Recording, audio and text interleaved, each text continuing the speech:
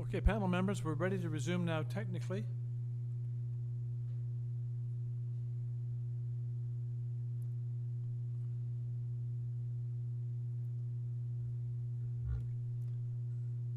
Very good. We're ready to resume now. And we have quorum, so let's proceed. And we come back on item number 10, 307 LINSMORE Crescent. On this application, we have the applicant's materials, a revised site plan, floor plans, elevations, submitted 7 September. There's the cover letters received on 2 September from the agent, and just yesterday, there are presentation materials submitted by the agent, received 14 September. And there are staff reports from engineering and construction and urban forestry.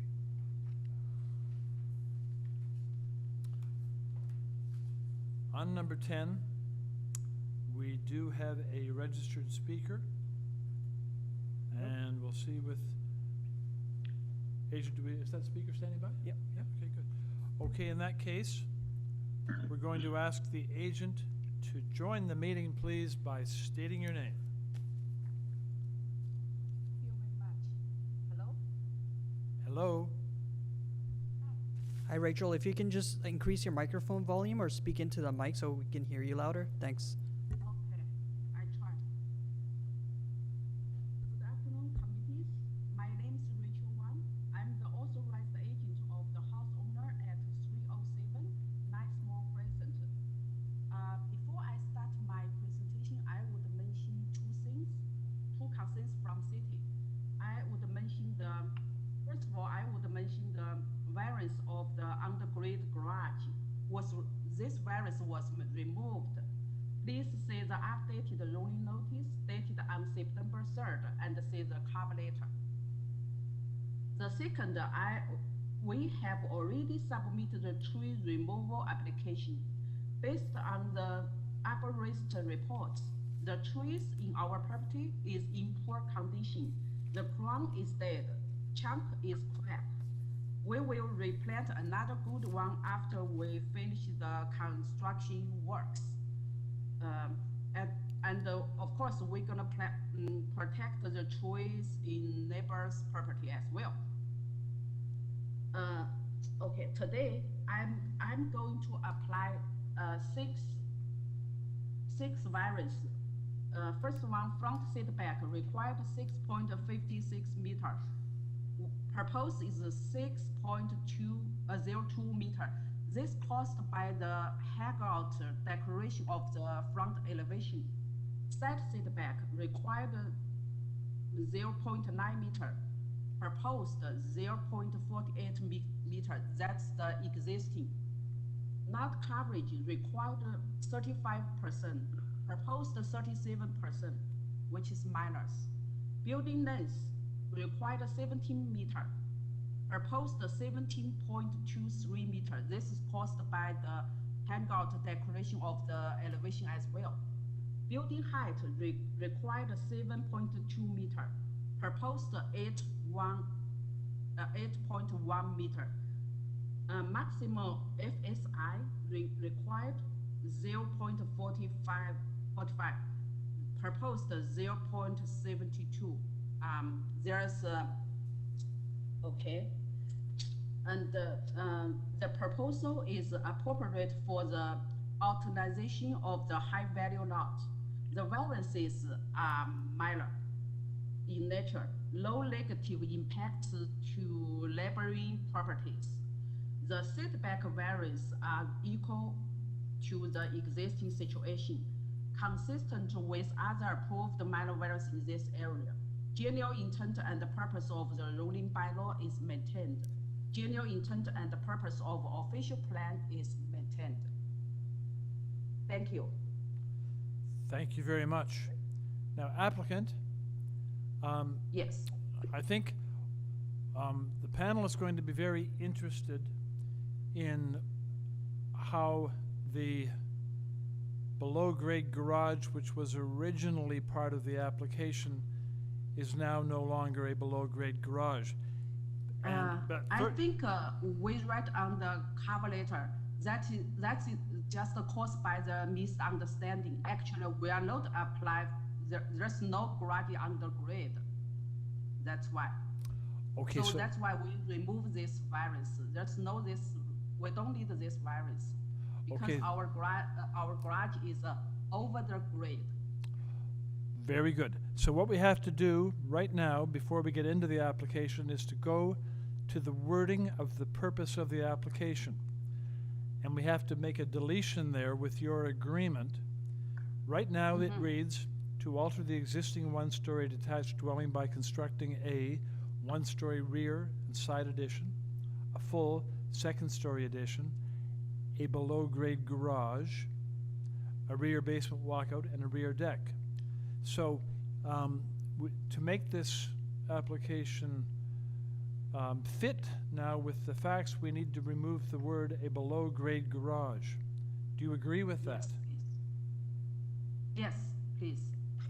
Okay, so staff, we're going to remove that reference in the purpose to a below-grade garage with the applicant's agreement. Okay. Yes, I agree. Excuse me, are they still building a garage? So it's only, Yeah, yeah, so it's Yes. just eliminate below grade, not garage. no, there's no garage on the grade. Yeah, so The garage is over grade. yes, that's what I'm saying. The correction should be just delete the word below grade, the two words below grade. You are totally right.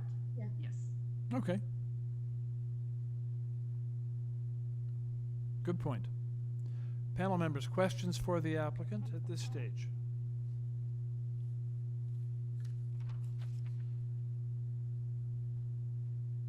Okay, we do have one registered speaker. We'll go on to that registered speaker now and ask them to join us, please. Hi, Ms. Hello, Mill. my name is Rob Mills. Good afternoon, Rob. Rob, you have 5 minutes to address your concerns and the impact of this application as proposed to the panel. Go ahead, please. All right, appreciate your time.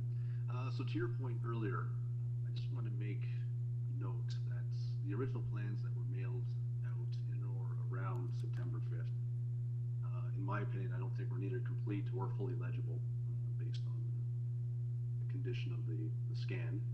So it's very difficult to see the dimensions, especially how they relate to existing structure. But secondly, that appears to be evident to the fact that, there were new and more detailed plans submitted as recently as a week ago, and to your point earlier, further documentation as of a day or so ago. So that is quite close to, obviously, the deadline for this meeting. Doesn't give us much chance for analysis prior to this call. But if we stick to the facts and we look at the minor variances, on the original document there were 7 listed.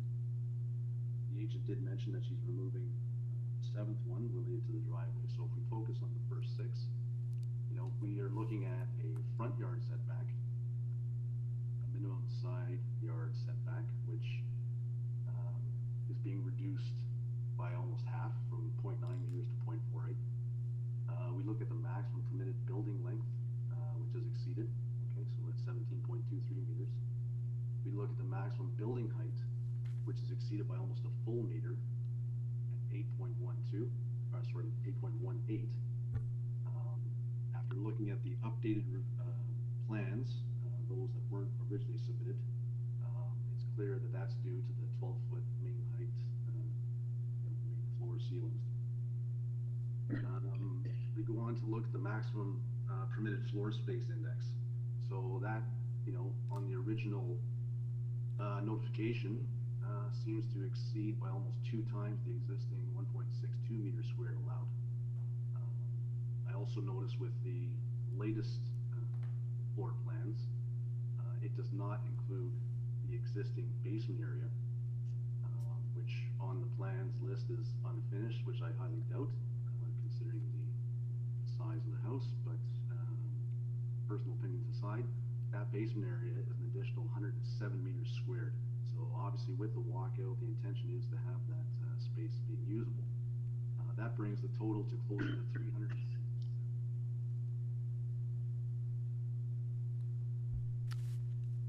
Hi, Robert. We just lost. We can't hear you anymore. If you can just speak clearly into your mic so we can hear you out. Oh, sorry. You know where I left off, or where you're unable to hear me? About 10 seconds ago. Yeah. We lost you. Okay. So if you don't mind, if you can just bear with me, I'll repeat then what I was referring to as the height of the structure. Okay, so the fact that it's almost a full meter at 8.18 meters, higher than the variance allows. I suspect that's due to the 12-foot main floor ceilings. The maximum permitted floor space index appears to be exceeded by almost 2 times the existing 1.62 meters squared allowed. So that does not include a basement area, which seems to have an additional 107 meters squared, and that includes with a walkout. So I suspect, you know, even though the newer plans listed as being unfinished, I highly doubt that would be the final case. But that would bring the total closer to 367 meters squared. So that seems to, you know, grossly exceed the 0.45 that's typically listed as part of the bylaw. The plans also call for the dwelling to be almost twice the size of the original dwelling, which would actually occupy almost half of the lot. So you can understand a concern when we look at those types of details where, you know, the new dwelling would not necessarily fit in as appropriately as obviously what had existed in the past. So collectively, these variances are not simply minor in size or impact to the property. Quite honestly, they're neither desirable or appropriate for the property or the existing neighborhood, in my opinion. Mr. Mills, I'll ask you to make your final comment now, please. Well, with the existing plans extending the existing wall length by almost double, so an existing 34 feet plus an additional 21-foot addition and an 11-foot deck, as well as the excessive height of 8.18 meters, it's my belief that the plans do not meet the general intent of the bylaws by keeping the appropriate relationships between existing neighboring buildings. This impacts, quite honestly, our ability to have some privacy and enjoyment of our property, and it does not meet the general intent of the official plan, in our opinion, when it comes to respecting privacy and overlook. Thank you very much. Okay, questions for this speaker panel? Yes, there is. Ms. Chan, go ahead. And Mr. Yes, Cheng to follow. through you, Mr. Chair, you at the end of your presentation, you have mentioned a specific impact, but how does the proposal impact your enjoyment of your property, and which part of where the variances that you will impact could create direct impact? Can you elaborate that, please? Yes, if that was towards me, I can easily explain it. When you consider the existing dwelling and the spacing of the property,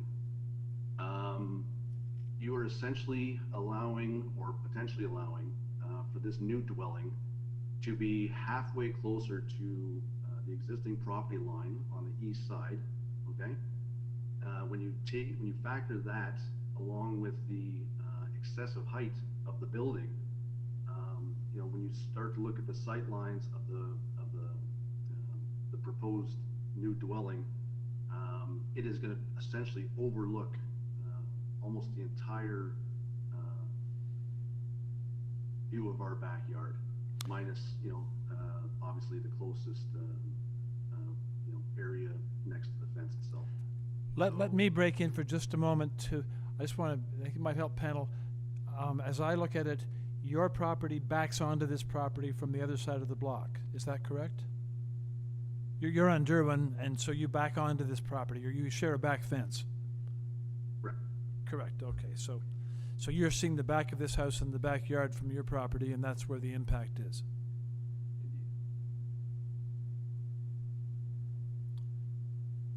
Okay. It if I could just.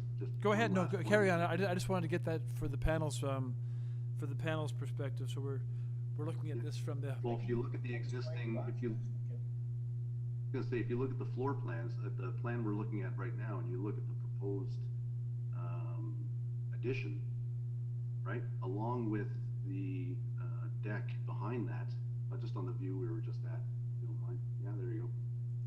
And you look at that in relation to the existing property, you know, you will see that the extent of the home almost, reaches halfway towards the property line. So, again, I think the scope of this new dwelling seems to be rather excessive, quite honestly, for the size of the lot when you compare it to what existed in the past.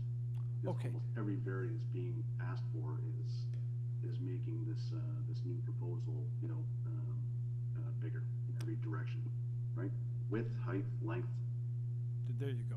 Question from Mr. Chang. There's another question for you from Mr. Chang.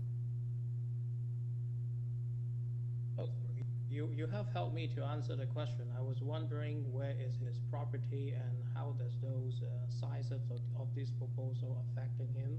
And now that I know he's actually on the east side of the back side of the house, because I was trying to see how the height is casting shadow on the east side of the property or north side, but now I get the idea. Thank you.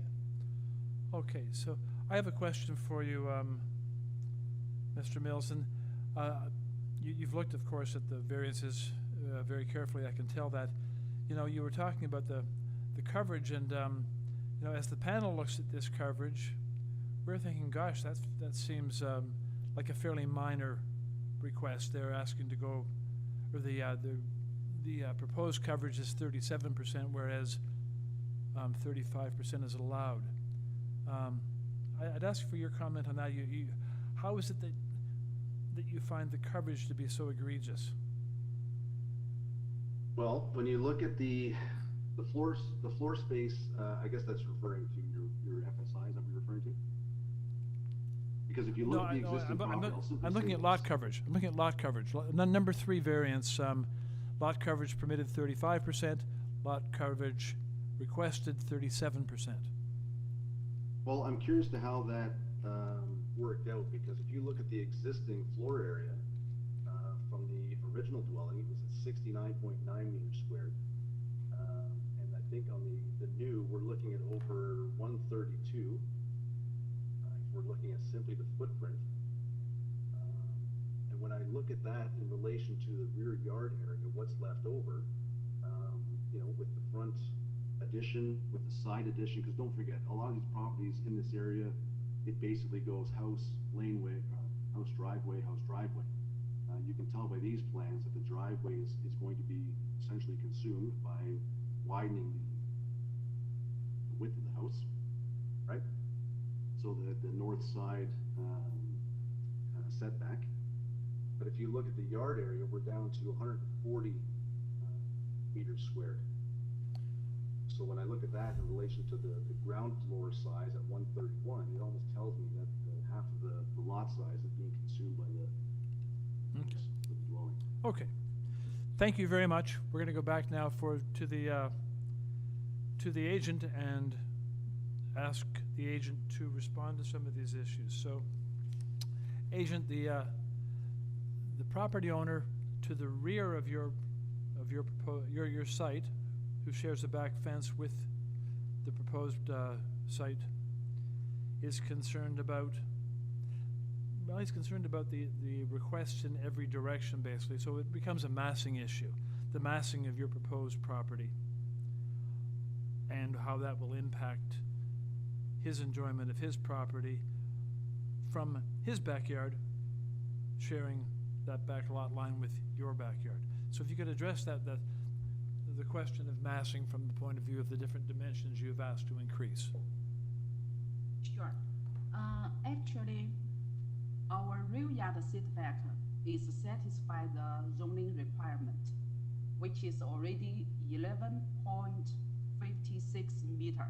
It's more than the requirement of 7.5 meter.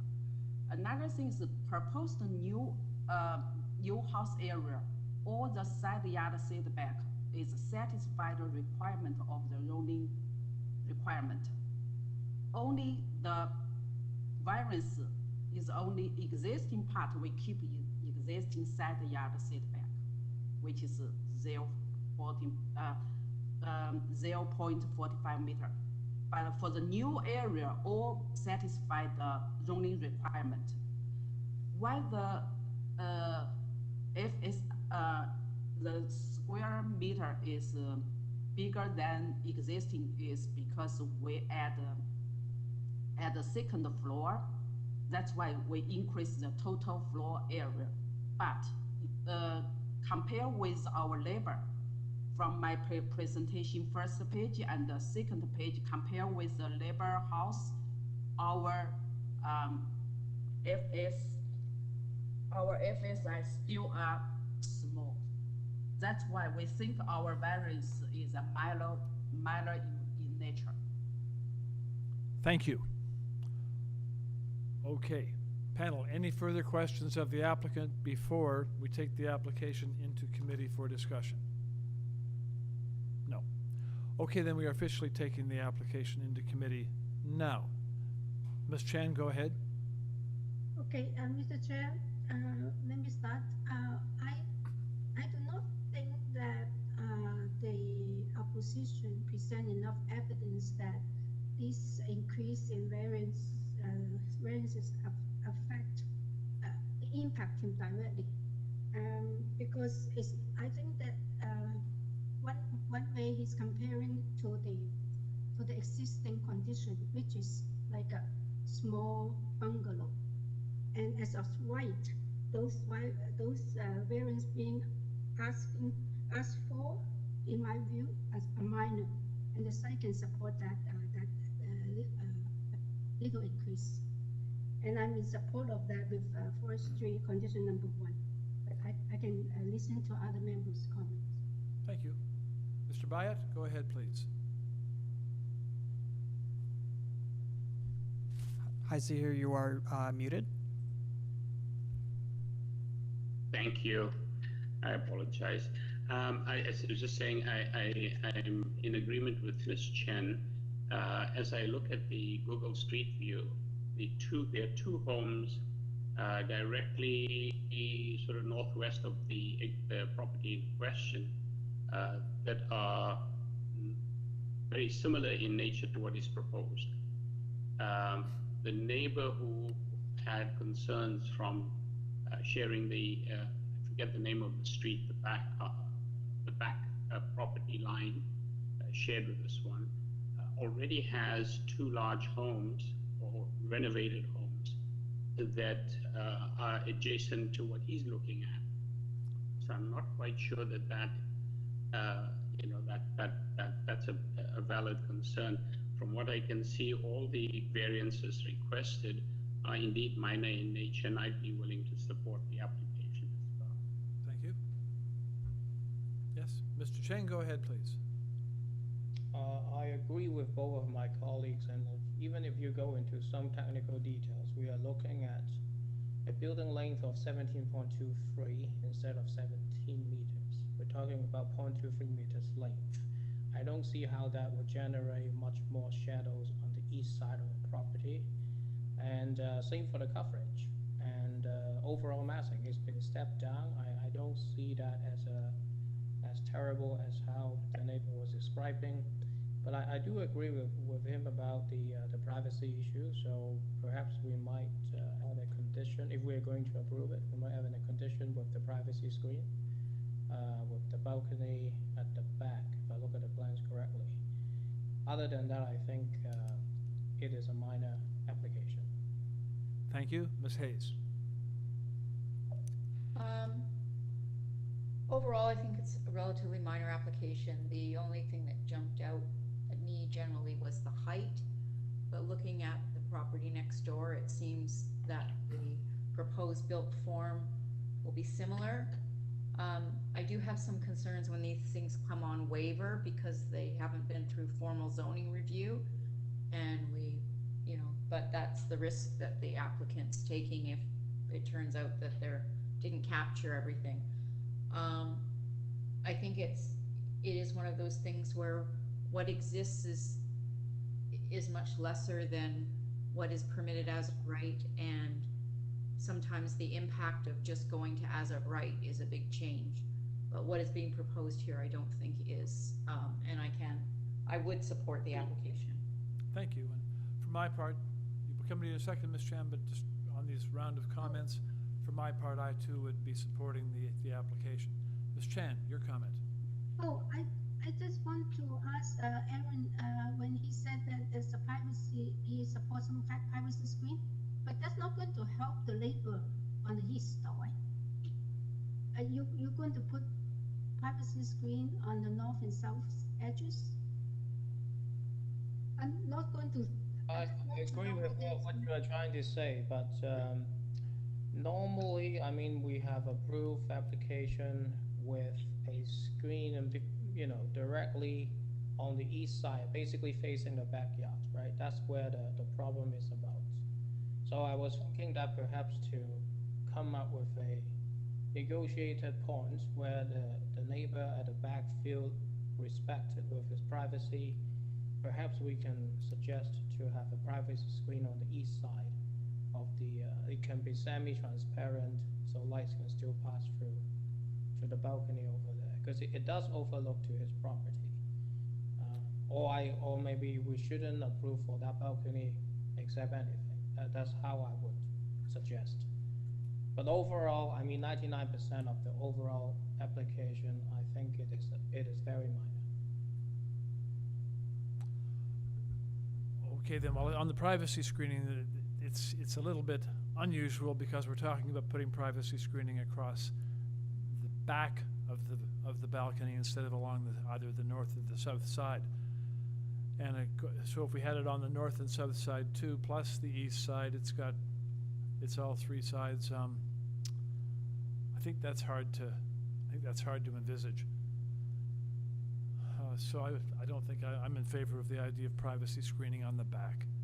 Anyway, I'll put it to the panel now for someone to come forward with a motion, please.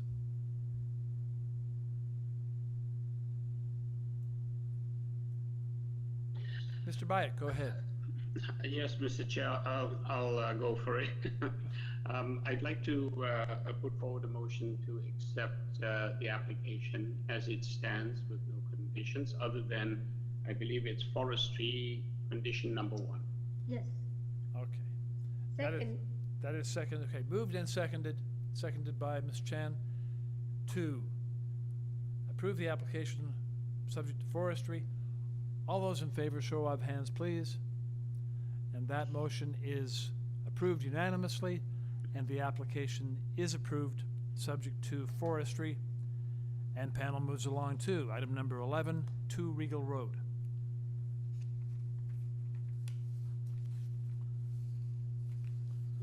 On 2 Regal, the planning or the committee has before it applicant's materials, covering letter from 8th of April. There's a parking study by LEA Consulting. There is presentation material received 9 September.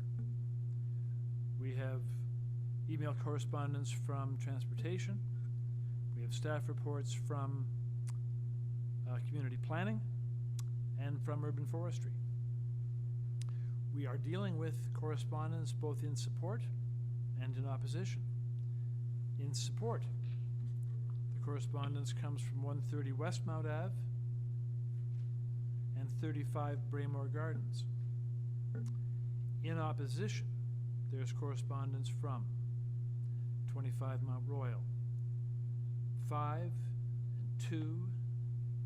Regal, and then from number 2 Regal, both units 401 and 703, also 215. We have opposition correspondence from 45 Glen Home, from 28 Thorn Crescent, from Michelle Bresley at 2 Regal, from unit 211 at 2 Regal, from 8 Regal, 6 Regal, from Wendy Blondin at 2 Regal, and also from Laura Barron at unit 315, 2 Regal. And from Unit 200, from David Masley at 2 Regal. From 12 Burlington Crescent, from Unit 317, 2 Regal. From Laura Lee Gillis at 2 Regal. From Unit 705, 2 Regal. From Unit 207 and Unit 601. Plus, there are 13 form letters in opposition signed by owners and occupants of 4 and 15 Regal, 27 Thorn, 9, 41, 17, 23, 27, 11, and 21 Mount Royal, and 47 Oakwood. All those received on or about September the 7th. So, on this application, we have a number of speakers registered to speak in opposition, so we'll go to the agent and ask the agent to join us, please. Mr. Hi, my name is Mary Sestremski from HPC Planning. I've also have Howie Paskowitz, who's Executive Director from Starlight, and Kenneth Chan, who's our transportation engineer, with me as well for the questions. Very good. Okay, then, you have 5 minutes now to present your application if to you us. could kindly just put my presentation up. I'll start on that there. Thank you. Okay, so we've reviewed the City of Toronto planning comments and the forestry comments indicating conditions of approval. We don't have any objections to these. We've reviewed the letters of support, the letters of opposition from the residents. In response to the opposition letters, we worked with the councillor's office to schedule a public meeting for residents and tenants, which took place last night. So we hope all the concerns have been addressed. In our opinion, the proposal meets the 4 tests that are statutory requirements under the Planning Act. You can go to the next slide, please.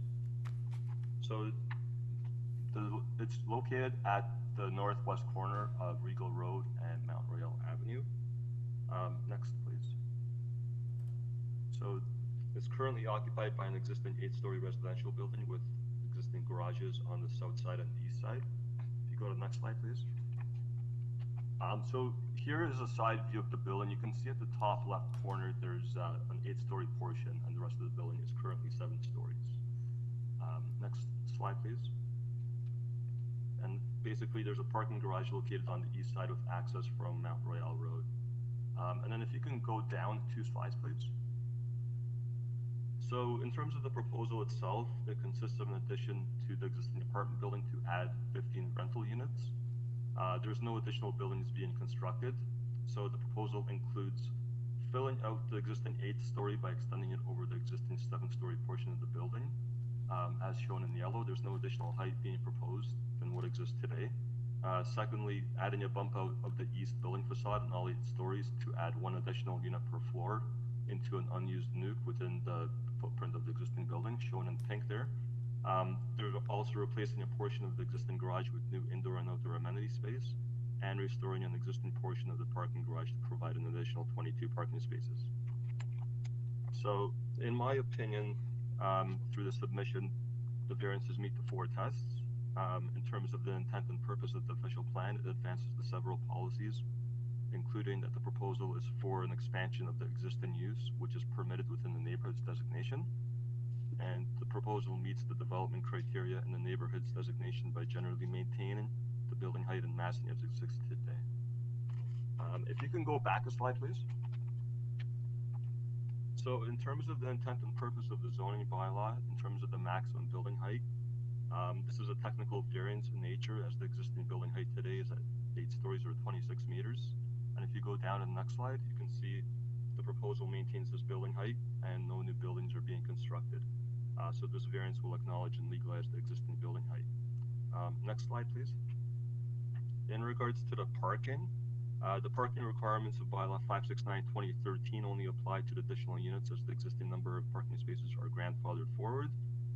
So the new units being proposed would require an increase of 16 spaces, 13 resident and 3 visitor, whereas the proposal provides 9 new parking spaces, increasing the total from 40 So 27 tenant and 13 visitor, to 49, 36 tenant and 13 visitor. Therefore, there's only a reduction of 7 parking spaces for the proposed units. A parking study was submitted with the application and was reviewed and approved by City Transportation Services, where they indicated they have no concerns with the variances. The study indicates that based on the parking rental data provided and the parking demand rate of 0.22 spaces per occupied unit, the proposed expansion would require an additional 3 spaces from what exists today to meet the future parking demand. So therefore, the proposed parking supply is more than sufficient to meet the parking needs. In addition, the proposal exceeds the bicycle parking spaces of the bylaw. Next slide, please. In terms of the floor space index, the proposed variance requests an increase from 0.6 to 2.9 FSI. However, this is a technical variance as the FSI existing on the site today is 2.69. Therefore, the actual difference in FSI is only 0.21. The expansion does not change the scale or massing of the existing apartment building. Next slide, please. Due to the proposed residential bump out and the filling out of the 8th floor, the setback variances are triggered and are technical in nature. So in terms of the side yard setback, the current side yard setback is 0 meters. Therefore, the 0.2 meter setback remains unchanged. Next slide, please. In terms of the rear yard setback, you can see that the existing rear yard setback today is 4.8 meters, whereas the proposed is 6.1 meters to provide a greater setback than what exists today. I'll ask you to Therefore, make... the proposed side and rear yard setbacks maintain and respect the existing side and rear yard setbacks to the respective property lines, ensuring no visual changes to the east side and rear yard spaces. I'll ask you to make... Applicant, I'll ask you to make your final comment now, please. Okay, so just quickly, in our opinion, the requested variances are desirable for the appropriate development of the use of the subject lands, and also they are minor in nature. So they meet the 4 tests that are the statutory requirements. Thank you very much for your presentation. Thank you. We'll see if there's any questions at this stage for you. Ms. Chen, question, and then Mr. Yes, Cheng to very quick follow. question. Are you at the end of the stage of a site plan application now, or this is just a direct, straight minor variance application? There is no site plan requirement. In this case, it's just a straight up minor variance due to basically the scale of the proposal. Okay, thank you. Ms. Chan, go ahead. Yes, I think there's a mistake or error on the purpose clause. If you staff can bring up the agenda, the purpose clause is talking about additional 19 new residential dwellings.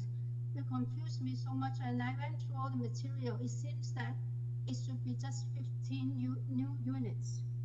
Correct. And I think that also confused some of the oppositions in their letters. So I just want to confirm that's a mistake. Correct. It's only 15 additional units being proposed. Okay, that's what I made. Just a big mistake there. Thank you. Mr. Byatt, do you have a question? Just a quick one. Yes, just a quick question. You mentioned there's an existing structure on the 8th floor currently. What is that being used for? Are those residential units currently?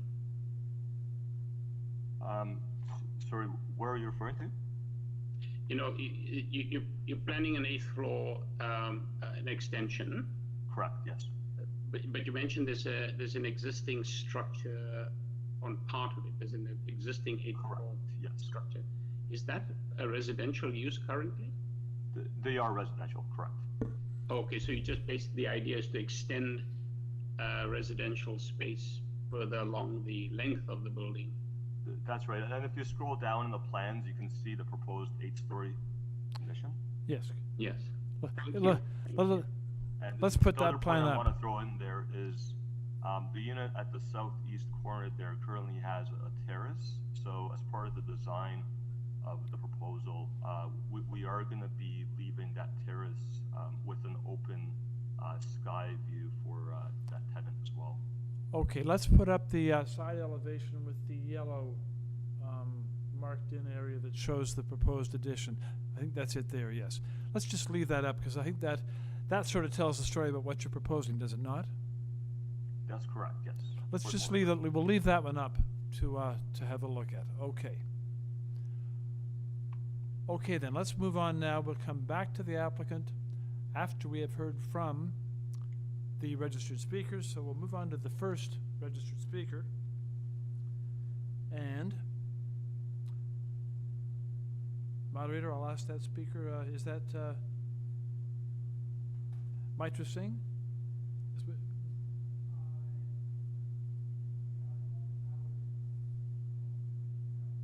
Yes, Howard is part of the developer team.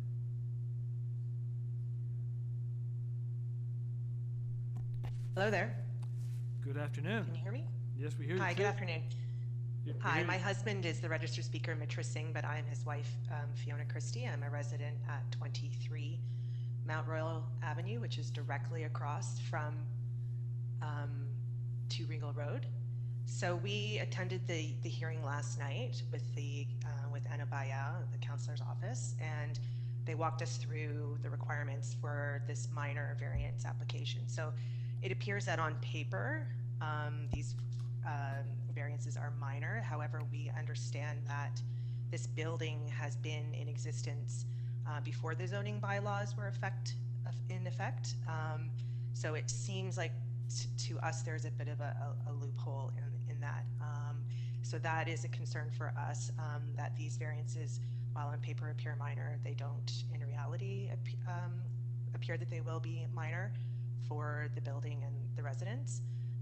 I also want to address our concerns with the parking assessment that was done. There is a current parking lot that is not in use, and it was not, that question last night was not addressed by the people on the call about why that is not currently in use.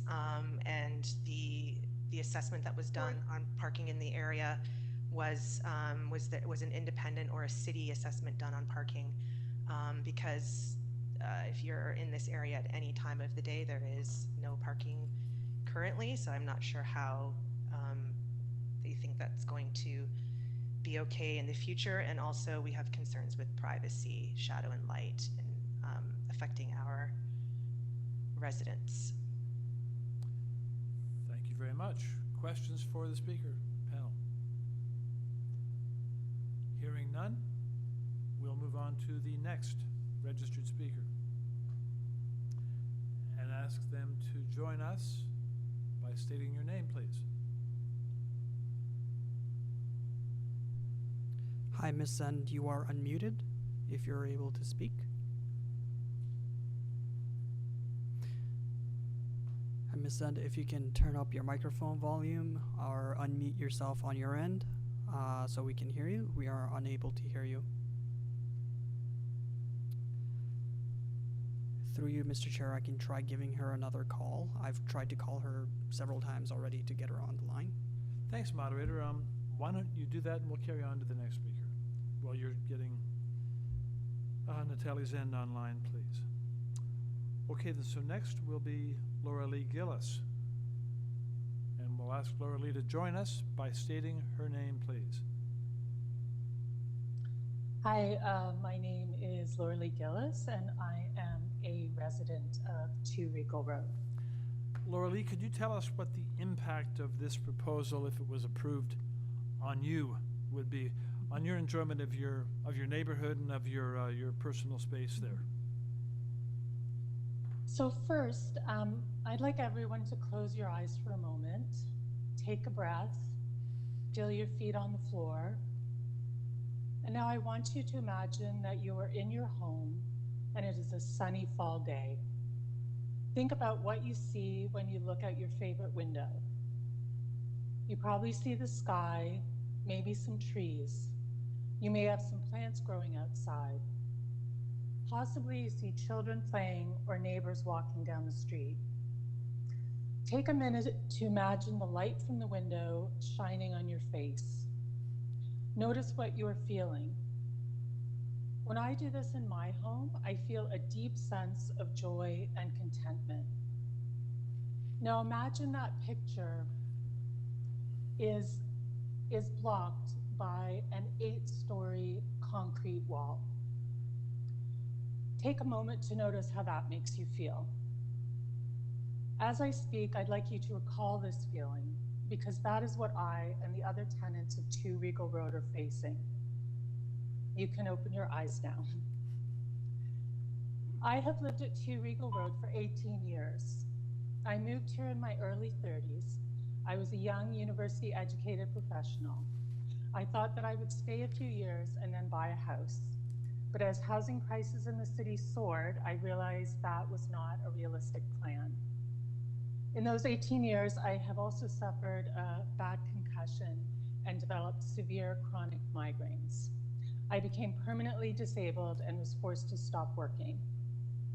Unless I win the lottery, this apartment will be my home until the day I die. I am very grateful for my apartment. I can afford the rent even though I'm living on a pension. My apartment is beautiful. I have huge windows and lots of light. I have a lush balcony garden. There are many days when I'm not well enough to leave my apartment, but the light streams in my window and lifts my spirits. When I wake up in the morning, the first thing I see is the giant elm tree outside my bedroom window, waving in the wind. The branches reach well past my 5th floor apartment. From my balcony, I have a wonderful view of the city, and on very clear days, I can see a little speck of blue that is Lake Ontario. If I look down, I see the tomato plants and greens that my neighbors are growing. The development that Starlight is proposing will change all of this. The tower they want to erect will block the light that comes into my apartment and makes my garden flourish. They will chop down the tree that I have greeted every morning for 18 years. The proposed development will cast a shadow and block the view of 33 homes and families just in our building. You can see the change in the pictures on page 3 of the document I submitted. Sincerely, I ask that you don't grant this variance. If this development goes ahead, it will negatively impact me and my mental health for the rest of my life. I would also like to ask you to consider the voices that are not represented here today. Many residents of our building are poor and elderly. Many do not have access to the internet and so face tremendous barriers in accessing information and making their views known. Others are at work all day and can't get the time off to attend a 3-hour meeting on a weekday. The tenants of 2 Regal Road are not being consulted or even adequately informed about the proposed changes. One of the resounding rallying cries of the pandemic has been build back better. That cannot be said for this development. I began collecting the names of some of my neighbors who would like to have their voices heard, but were not able to participate today. In the time remaining, I will just read out some of their names. Maria and Antonio Peluso. They live in apartment 714. Maria has lived in the building for 50 years. Ann Tatenbitz. Ann has lived in apartment 514 for 26 years. Everyone in our building knows Ann because she can often be found outside walking her little dog. David Masti and Riona Crawford, who have lived in apartment 600 for 3 years. They can't take time off work to attend a meeting during the day. I think I will leave it there, and I will just add one more quick comment that the consultant said that the space for the new apartments is, I think he said, unused space or extra space. It is not extra space, it's a stairwell, and it's a highly used stairwell because the elevators are often broken down or on service, and there is no other way to reach a stairwell from the entrance. Laura And Lee, so, Laura Lee, your Done? time is up now. Okay. Your time is up. So I would you- ask that you do yeah. not approve these variances as they negatively impact my and my neighbors' enjoyment of our homes. Thank Listen, you. Thank you for your comments, and thank you for the way that you introduced them. I haven't heard that particular approach before, and it was very relaxing for me. I enjoyed the break. I enjoyed the break personally. But I just want to get this straight in my own mind, and I'll ask staff to put back up, please, the elevation that shows the yellow. Here we are. So if I understand this correctly, the proposal relates to 2 Regal Road. It's to put this proposed 8th floor on. You're in the 5th floor. So this will be above you. Potentially there'll be some construction issues for you, but No. but how So you need to look at that pink part Yeah. in the slide. So it's not just adding a story on top.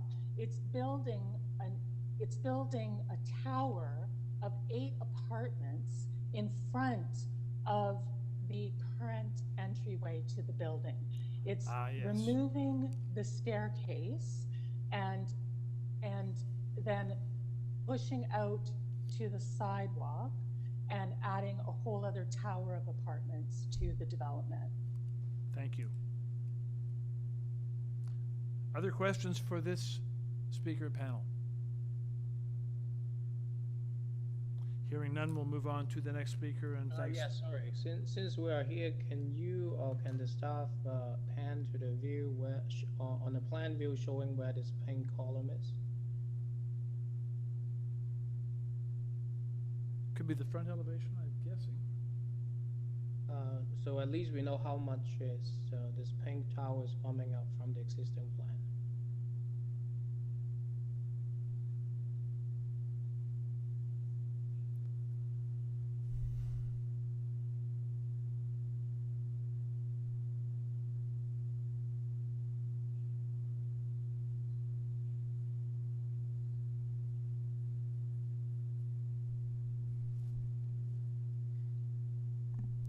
Hi, Aaron. Sorry, were you looking for the elevations within his presentation material or his plans? So the elevations, we see that is on the pink, but how far does it come up from the building? Can we see that on an elevation or on a plan view? It's on the proposed plans, the shaded part, which is coming out from the existing stairwell. On the plan, you can see it, how far. It's about, I guess it's what, maybe 20 feet. I'm not. Go to the proposed plan. Proposed plans. Okay, let's stop. Okay. You know the shaded part? Yes, that is what's added, and they remove the stair, yeah, the existing stair, and then they extend it as a permanent. So they're adding 1 unit on each floor from level 1 to level 7. Yes, yes. And that's how they get the 15 units. Yes, yes. Okay. Got it. Okay. I was going to, okay, got it. Thank you. Oh, Thank Very you. good. I studied that. I was trying to get it, I didn't get it. Thank you. Yeah, and then they rebuilding the corridor which wraps around the existing penthouse, and then back, and then I think the traveling distance probably meet the requirement. That's what Yeah, it- that's how they can maintain the 2 exits, right? This is helpful. Let's move on now to the next registered speaker. Through you, Mr. Chair, I have tried to reach Monica Day multiple times with no response, and Natalie's end joins and then does not stay on the line, so I've made considerable effort for both of them. The next speaker, Lenore Eisen, has informed me that they want to observe simply. Okay. So the next speaker would be Stella Mola. Thank you very much, moderator. Let's go to Stella. Okay. Hi there. We are from 25 Mount Royal, which is directly across the street from the entrance and where the proposed 8th-floor addition is going to be added. And we would like to reinforce some of the issues that were earlier brought up in terms of the parking ratios and the parking being a severe challenge in the area in terms of finding any spaces that are available, because the city at some points were also allowing for front yard parking to happen and then put a moratorium on it because it became such a challenge. With the apartment building that's across the street, that adds another additional challenge, especially since 22 of the parking spaces for years within the building have actually not been usable to our understanding.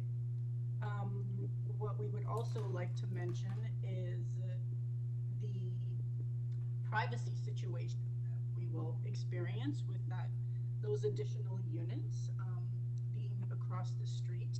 And I actually feel that the image that you have here is a bit of a misrepresentation, because the only area that they have shadowed in pink, which is proposed, it actually goes all the way over to the left in the image. When they showed the image yesterday during the meeting we had with Anna Balau's office, was a better representation of what it is. That pink shade should go all the way to the left, because that's what they're adding. So I just feel like that's not really a true representation of what that addition should be. We're also concerned about shadow issues on our property, because additional height that high will add some shadow to us. And sorry, I'm just looking at my notes here. Just in terms of what the zoning currently is, we do understand that you've mentioned that that was mentioned at the meeting yesterday, that this building is grandfathered, but as grandfathered, it's so far from what the zoning requirements are, like so beyond what those standards are. And then this is adding an additional amount to it. So those are our concerns and objections. Thank you very much. Are there questions for Stella? Panel. Mr. Byatt? Yes, go ahead.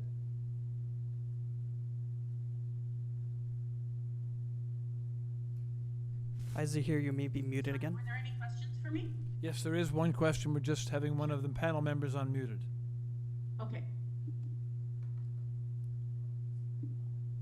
Zahir, you seem to be muted. We can't hear you. Do we have to mute? I'm so sorry. Again. I think the speaker did have has a very, very valid comment that the image that we're looking at, proposed minor variance, it is a bit misleading, because on the one hand, we've got the yellow that suggests the rooftop addition, but the pink portion is a wraparound. And in this particular image, it doesn't quite display that. So I think there's maybe not a deliberate intent to mislead, but it certainly visually doesn't come across as it should. That's a wraparound is really quite significant. Is this... I can understand that. One other point that I would like to make, just in terms of where the signage was erected for the notice of this building. The whole front area of the building is grass and landscaped, and the signage could have gone there easily to notify people who were in the building, to notify people in the neighborhood who could easily see that sign. Now, it follows the requirements on how far from the sidewalk and the size. However, it's put right next to the garbage bins where there are trees there. And although it adds that image into the plans that you've included, it doesn't really give a clear representation of the fact that that signage was not put there to inform people. The location it was actually posted at, it was actually to prevent people from clearly seeing it. And those are my comments. Thank you. Okay then, we'll go now. I think that, I know that the moderator has tried to get some of the people on the list that were not reachable.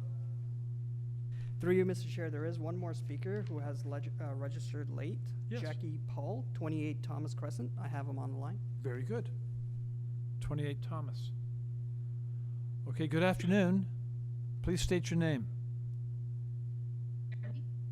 Hi, can you hear me? Sorry, Jackie Powell, a woman, but that's okay. I get mistaken for a man sometimes, it happens. Hi, Jackie. Jackie, just before you begin, where is Thomas Avenue in relation to the site? So 28 Tome is basically the building being on Regal.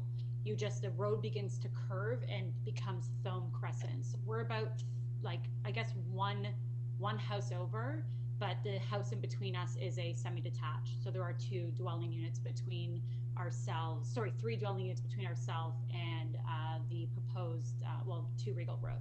Okay, so you're close by. Very good. You have 5 minutes to address your comments, and what the impact of this application would be on you if it was approved. Yeah, thank you so much, and thank you for taking the time to listen.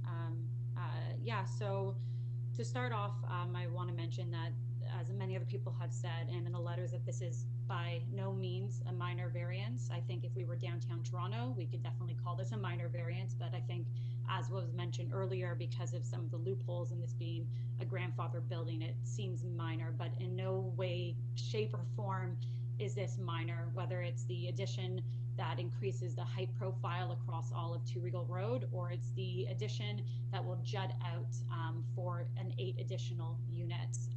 There's been a lot of things that have been spoken to, specifically, you know, in regards to the building structure being 10, this being 26, although it was before, parking.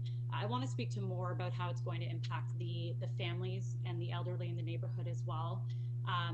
Specifically from a congestion standpoint. So as you see, if you look on Google Maps, this is primarily a residential neighborhood.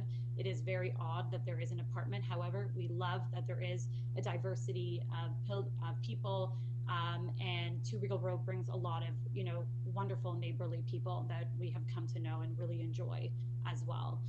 However, it is a very odd thing to have in what is mostly semi-detached and detached residential units. So if you look, you'll see that there is one small parkette in about 1 to 1.5 kilometers in the neighborhood.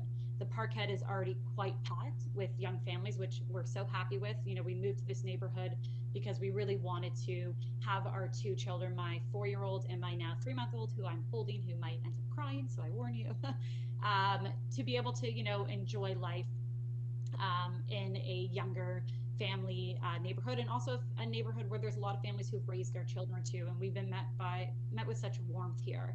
The one thing that we noticed was that there was this small parkette, and there isn't a lot of green space here. And we're talking about what might seem like not a lot of units. 15 brings in a lot of new families and a lot of more density that we just don't feel the neighborhood can manage. And especially in COVID, you know, we haven't been able to be outside as often, to bring our children to the park, and our home has become our sanctuary. And we don't know what the future is going to bring, but it could be that we're back in our homes, and that little space that we have here, which, knowing, as you know, living downtown, there is very little outdoor space, will be completely impacted by the noise, dust, and pollution that this construction will bring. And I do know that we can bring our construction complaints later on, but our hope is that this will really negatively impact our life, our health, being asthmatic, and also the enjoyment of the neighborhood by just the chaos that the construction and the density that this will bring. Already there's very little parking on the street to begin with. There's not really anywhere that when we have guests come, they can park. The fact that the building is not providing the adequate amount of parking for the new units means that more parking will be taken. But more than anything, it's that, you know, we came from another neighborhood that was very family oriented. We moved to this one because we wanted it to be that case, and we feel like this proposal is really about trying to increase profit, pushing other tenants who've been in this building too, who I know through family and other who've been getting letters to move, to increase their rent. This doesn't seem like this is about trying to increase housing in the city. This seems like a greedy push to, you know, to increase profit. And we are adamant. I know that that's emotional, and it's not necessarily to the specific bylaws that are being proposed today, but we really urge and implore you to not approve this, and for us to ensure that we, you know, get to maintain the neighborhood and the community aspect without the chaos of an additional massive building being erected on what is already just supposed to be a residential neighborhood.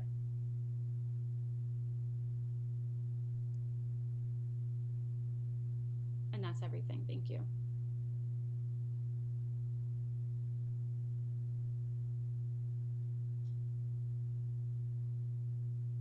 Oh, sorry, there is actually one other thing I want to say. Can you still hear me? Yes, okay, we do. We do hear you, Jackie. I was a bit relieved to hear the confusion, because my husband and I and our neighbors, we felt like we were decoding the documents that were sent out, and trying to figure out, spinning wheels of what exactly was being proposed. It took days to actually figure out where it was going, what it was going to impact. you know, and the exact details of the units themselves. It was very confusing. So I am relieved to hear that it was also on your end a bit convoluted as well. And yeah, we have a few more minutes. My husband's here too. I mentioned about the parquets. I don't know if there's anything else. No, you have used up your time now. Yeah. Yeah, I've used up my time. Okay. All right. All right. Yeah. Thank you very much. So Jackie, I have a question for you. Yeah. My question is your primary concern about this proposal the fact that the building lies so much within the neighborhood? Say this was down on a main street. Say it was on Davenport itself. Would your concerns be lessened, or is it because it's in the neighborhood, or is there some other major concern about it? No, I mean that's it's already in the neighborhood, Yeah. and that wasn't we decided to still move here regardless of it being here in the neighborhood. It's the fact that it's increasing the density, and what will come with not just the construction but the aftermath of what is already what we hear a poorly maintained building. Whether this was on Davenport or DuPont or you know, it's right next door, we still have the same feelings as we do now. Thank you very much. Yeah, the fact that it's in a quiet residential neighborhood, and the amount of construction just post-pandemic where people have been forced to live and work at home, and the fact that there's one park for families within a kilometer radius, which is directly adjacent to the building and will be disrupted, there's nowhere for kids to go. It's the construction alone will displace and disrupt so much of the quality of life in the neighborhood, that it's kind of a moot point whether if it were on Davenport, it wouldn't be in a residential neighborhood disrupting. But they'd still be able to come into the Okay, still. I've got to stop you there because Yeah. just for your information, I mean construction issues are real. The Committee of Adjustment, our mandate is to look at the actual minor variances or sought and to determine whether or not they meet the 4 tests. But For sure. so Yeah, I it's tried to more- not speak to the so- construction. Sorry, it's Thank more you that very the much. minor variances would cause a great deal of construction. Okay, So we're going to go back now to the applicant to hear the applicant's rebuttal to the concerns raised from the speakers we've heard. I'm going to ask the applicant to address these topics. Please address the parking issue. I heard from a couple of speakers that parking is scarce in the neighborhood already, and so anything that exacerbates that scarcity is a concern. I heard from a woman who lives in the building how she loves the light that she has now, and she loves the elm tree, and that this new tower in the building she's lived in for some years will impact those things and her daily enjoyment of living there. And then someone else mentioned that a whole chunk of the units that exist, of the parking spaces that exist, haven't been accessible for a long time. If you could comment on that, if you know about it. And also on this issue, I mean, I see an issue with this building being located within a neighborhood, not on a main street, that the impacts are greater. If you could address those issues, please, applicant. You have 5 minutes to rebut. Hi, we do have our transportation expert who can speak with parking, so I'm going to leave that as the last point. But in terms of items that were raised, in terms of the zoning not being in compliance, we found out last night at the residents' meeting that that's a common occurrence. So the variances should be, I guess, evaluated against the current building. In terms of the shadow study, a shadow study has not been prepared, but we would anticipate that the difference between existing proposed shadows is negligible. Same with a small bump out. In terms of the parking not being used, we understand from the owners that based on the current utilization rate, it was not needed. So that's why it was not needed. In terms of the construction, a construction management plan is basically a requirement of proposed conditions by city planning. So that would be a requirement they'd have to approve for this to even go ahead. In terms of somebody raised trees as an issue, we do have city forestry comments which indicate that there's going to be a permit required for private removal. City forestry comments did not indicate requirement for any tree replacement or planting. In terms of, let's see, I'll just take you to some of the policies from the city official plan that speak to housing, which basically Please don't. Please. Additional housing units. Tell us. Provided. So, Tell us why the concerns of these people that spoke are not minor, or tell us why what you're proposing can be deemed to be minor, desirable, in line with the plan, and in line with the bylaw, in the intent of those things. Yeah. So, in terms of it being desirable, the proposal allows for the renewal of an existing apartment building while adding new rental units within an existing residential form in this neighborhood, which is what the policies of the OP promote.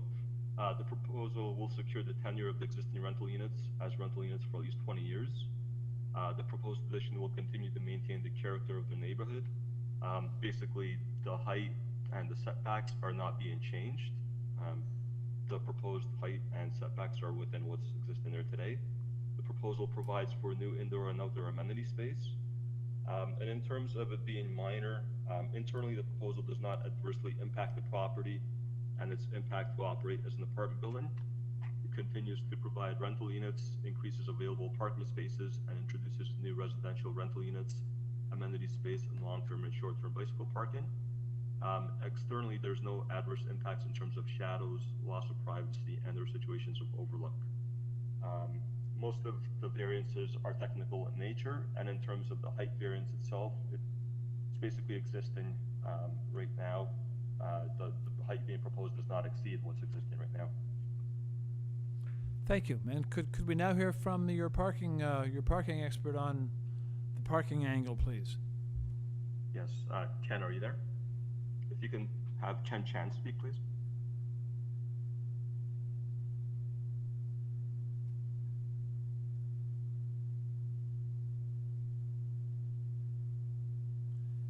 Good afternoon. Hi there. Thank you thank you very much. Can everyone hear me? We do hear you. State your name, please. Perfect. My name is Kenneth Chan from Lee Consulting. I'm a traffic engineer retained by REGAL, the applicant, to conduct a traffic study that was submitted to the committee. If you could please just give us a brief outline as to why the parking plan here is going to be adequate and sufficient to what's being built, what's being added on, and how it won't and how it will not impact the neighborhood at large. Go ahead. Absolutely, and I think to start off to address some of the questions that was asked by the resident across the street, as she pointed out, there is actually an existing parking level that's sealed, is closed, it's not maintained because there's no demand for parking. There's no residents wanting to park there, so it was more, honestly, more functional, more economical, but I would say it's more safe to actually just close that parking off so that it's not accessible because there's just no one in the building using those parking spaces. So based on that, there is in the rent roll and the data that Startup provided, there's the people that live in this apartment building doesn't own a car, so they're not parking off site.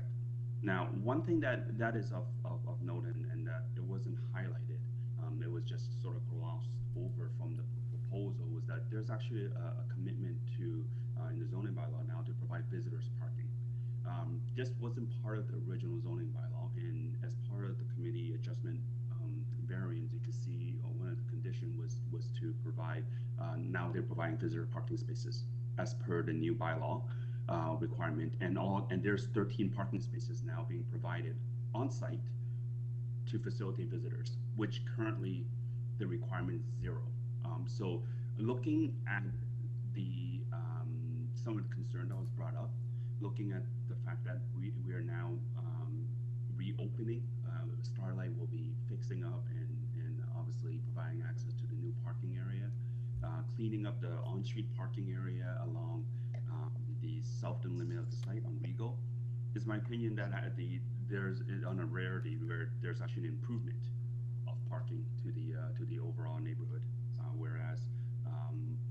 it wasn't the case that was under the existing condition. So this minor variance is seeking a reduction on the residential parking, and I think it's very key is that they're actually seeking a residential parking reduction. Is supported by the current rent demand from the building, and Starlight is confident that there is no sudden change in that provisions. Thank you very much. I'm going to see if any of my colleagues have questions for you. Let's go with Mr. Cheng first, followed by Ms. Chan. Mr. Cheng, go ahead. Hi, Mr. Chan, good afternoon. So I just have a few quick clarification. So it looks like the total number of parkings you're providing is 49. 36 goes to residents, 13 goes to visitors. Are all these 49 existing in that underground parking that were not being used? So there's parking to the north as well. That's access off Oakwood, and if you could see in the plans, it clearly delineates that the parking spaces to the north, those will be dedicated as visitors, whereas the second story, the current closed parking will be residential. That's how to differentiate it. All the parkings that you have supplied in these drawings are meeting the current city standard sizes? Yes, they do. We're not asking for any reduction in sizes. Okay, great. So, okay, it's good. Like you said, it's good that you have a plan and to improve the existing condition to try to meet the condition. Okay, that's all my questions. Very good. This is a Thank question you. from Ms. Chan for the parking person. Yes, my question is, I actually went through your parking report, and there are recommendations at the end of the report, including the long-term and short-term bicycle storage. And although these are not part of the variances, but maybe this is a question to the applicant or the owner. Is it a commitment that to provide those bicycle storage spaces on plan? If we're going to get approval, can we use your report and also some plans to show the location of this long-term parking? Actually, if Ms. Chan, I could actually speak to that. And on the proposed plan on drawing 101, actually from the actual plan, you can see there's revised bicycle parking. So right here, perfect. So currently, that's not organized. So as part of the Starlight development, they are proposing to put in these formal parking, bicycle parking, and it's actually right now even on the bottom part of the drawing. There's additional bicycle parking that's putting in, so it is part of the Starlight commitment as part of this proposal to add in these bicycle parking spaces or formalize them. Right, whereas on my site visit, there are bicycle parking right now, but they're just I would say ad hoc, but less formal. This is actually formalized in these proposal plans. And also, so this drawing is AO 102, is it? I believe it's 101. 101. Okay. Yes. Okay. Okay, thank you very much. Will we be able to ask questions as residents? I beg your pardon, who are you speaking? Sorry, this is Stella. I'm just wondering, once the staff has spoken, are we able to ask any questions? No, Stella, the answer to that is no. The time now for comment from the registered speakers like yourself is through. We've now given the applicant his opportunity to rebut to the issues that were raised by the speakers. What happens at this stage is, if the panel is through with their questions of the applicant, then we're going to take the application, what we call, into committee, which means that we will be discussing what we've heard as a committee, and there'll be no input at this stage from the registered speakers or from the applicant. It'll be the committee talking within its own, publicly, but within itself, as to the nature of the proposal and its desirability. So we're actually at that stage now, unless anyone on the panel has a further question for the applicant. Hearing none, let's take the application. Sorry, through you, Mr. Chair, I've gotten intent from one of the other neighbors who was observing that they actually want to speak now. They may want to speak. It's not exactly clear, but better to be safe, I guess. Okay, then we were trying to hear from people here, so thank you for that. Is that person standing by now? I just have to give them a call. If you can just wait. Okay, we want to hear 15 from seconds. the neighbors. So let's just Mr. Chair. hold off. We're just gonna hold off sorry. for a moment while we try to get this person on, and this will be the final person we hear from.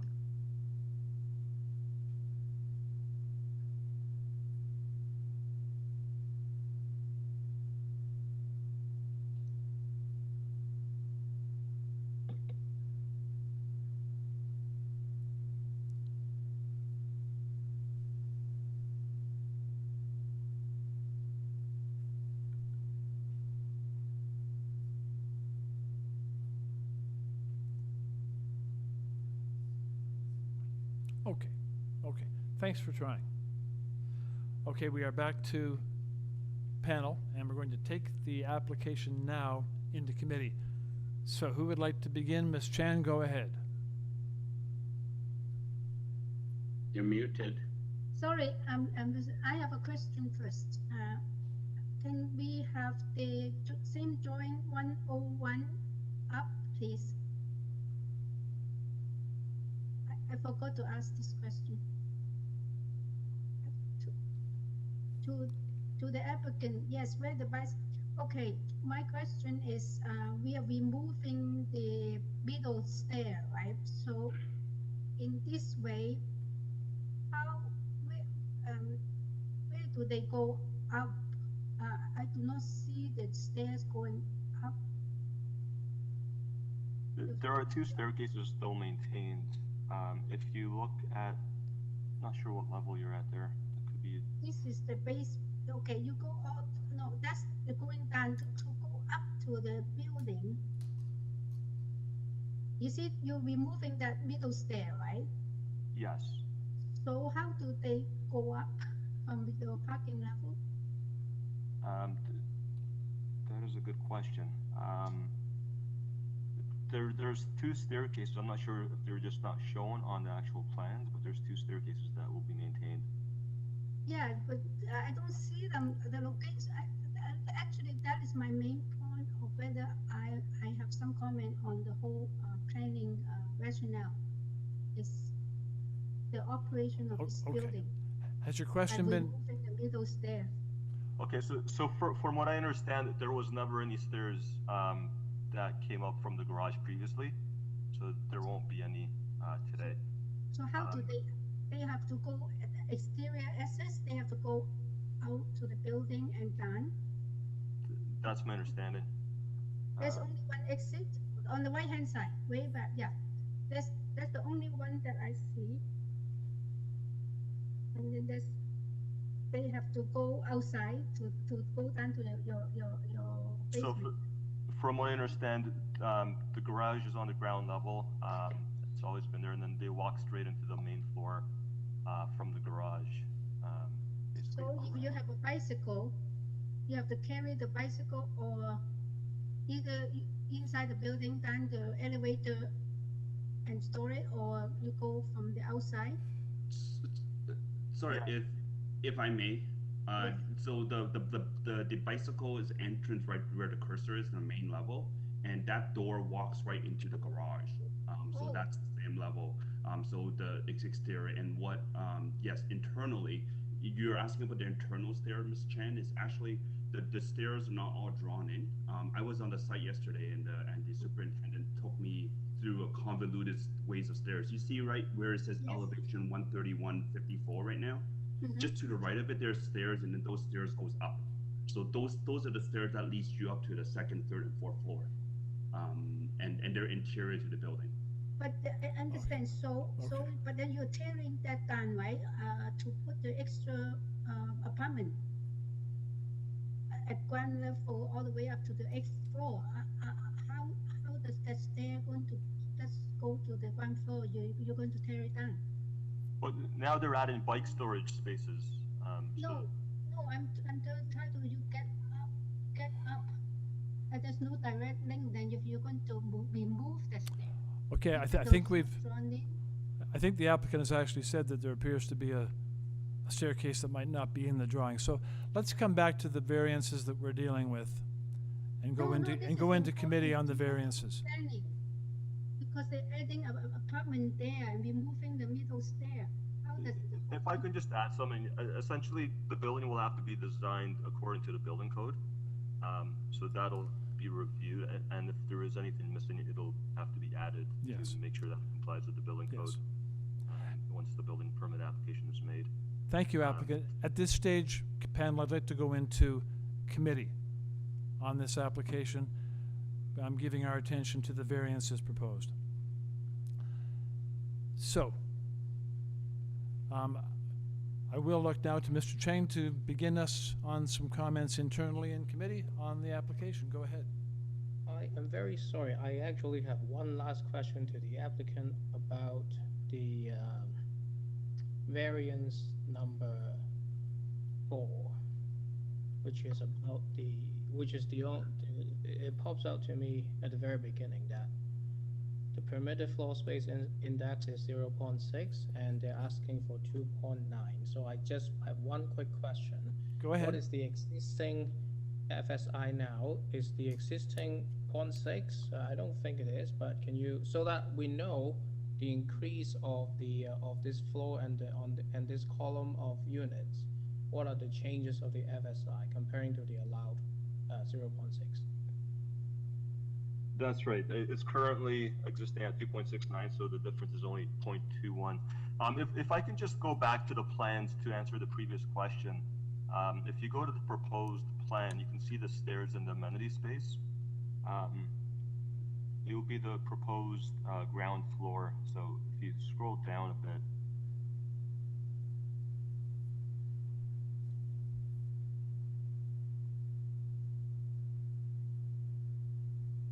so that was the main floor there. Yeah, so this is the street level here, and then if you go down one,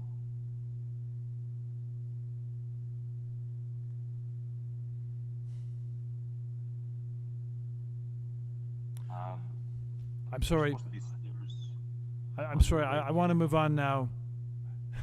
We are in committee. We're gonna leave that aside for the moment, and we're going to concentrate on the minor variances that we are addressing here. And I agree with you that the requirements of the building code would have to be met on that issue. But let's look at the minor variances that are before us and before everybody this afternoon. Okay. Let's go now, panel, into committee. And I am looking forward to hearing your comments on the application. So who would like to begin on this application? Ms. Chan, go ahead. Okay, I think that this applicant give me a little bit trouble only because there's some really good thing that they suggest, which is to take an existing building, adding a portion, just fill in a portion of it to create extra rental units. I think that's an excellent idea.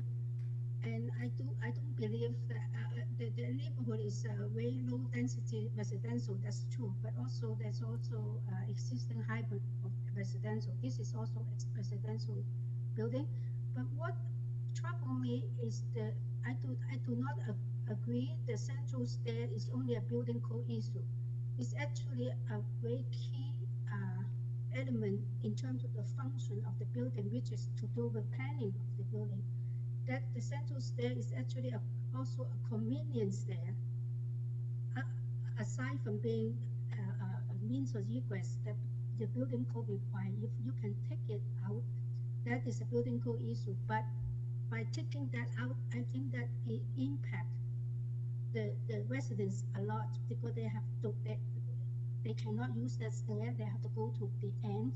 This is a negative impact for the tenants, and I think that I cannot support this, the expansion, taking out the stair and creating that central little tower.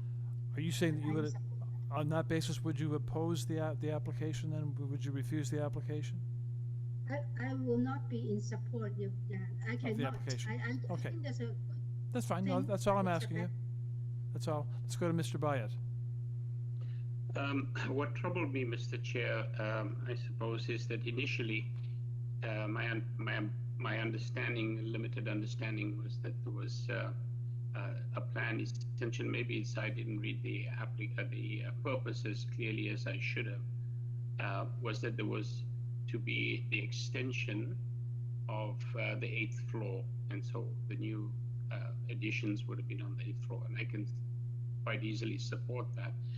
I found that the tenant that was talking about the light that she has been experiencing all these years suddenly going to be diminished by a large wall. And I was trying to figure out which large wall. You're on the 5th floor, what large wall faces you?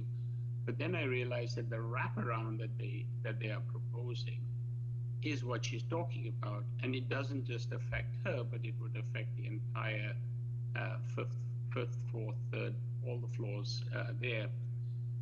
And I think in that sense, the tenants' concerns perhaps have not really been taken into account.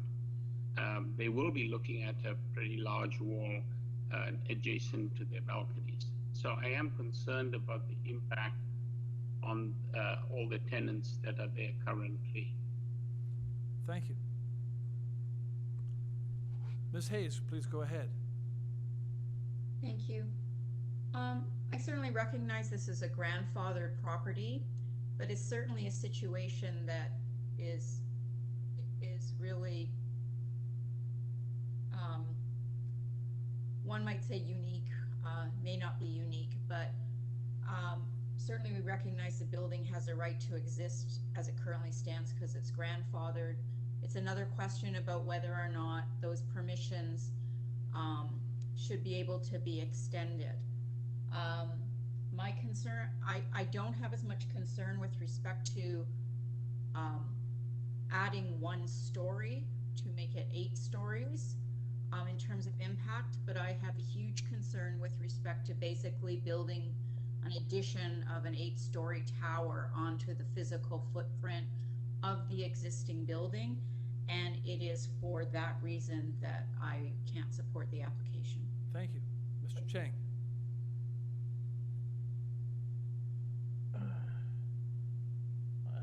To be honest with you, I find the application quite smart by finding that little gap to build extra units on each floor. But then, after seeing all the, and again, like, kind of like my colleague said, it was kind of hidden. I couldn't quite get it at the beginning. Even when I was reading all the drawings, they seemed to contradict to each other. And the overall impression I have is, you have to intensify the building based on the existing condition.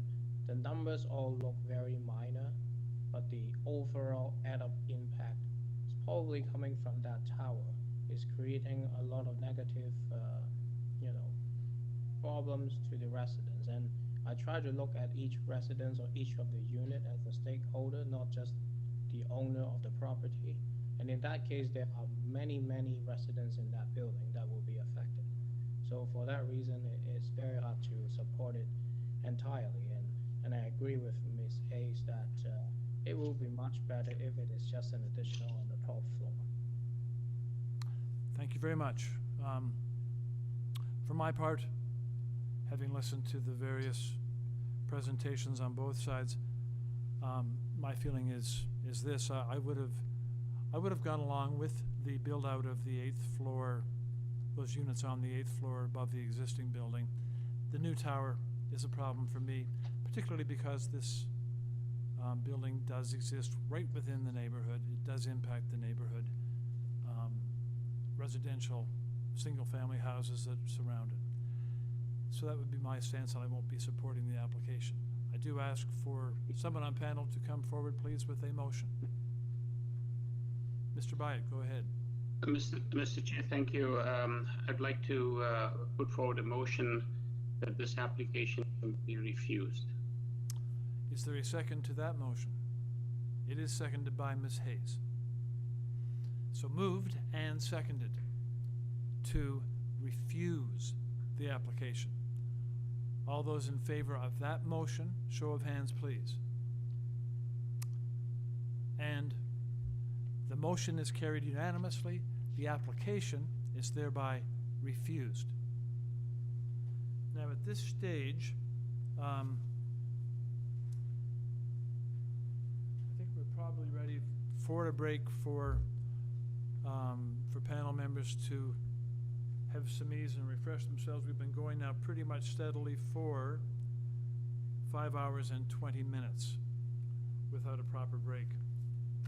So, I'm not inclined to take a full hour, but I think we could take until 3:30, 35, 38 minutes, resume sharply at, promptly at 3:30, and carry on at that time with item number 12. So with that, the panel goes into recess until 3:30. Thank you very much.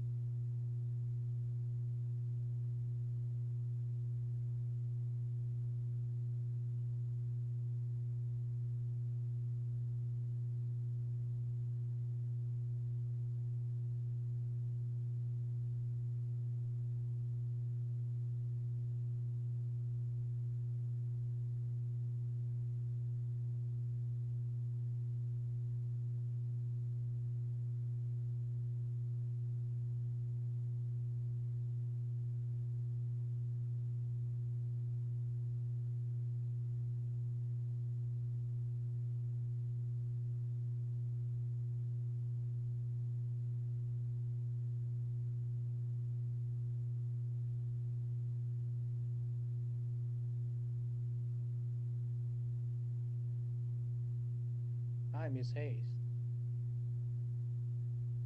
I wonder if there's any way I could talk to the chair privately because I have to leave at 5:10.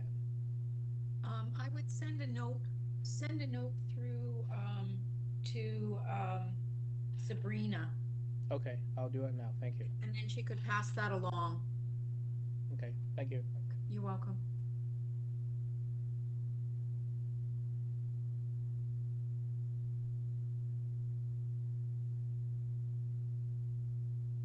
Hey, Joanne, this is him. This is supposed to be just the AM session, right? I think we're on I think we're streaming, so we should, be cautious about speaking. I think it was supposed to be shorter than general, but it wasn't necessarily just, morning.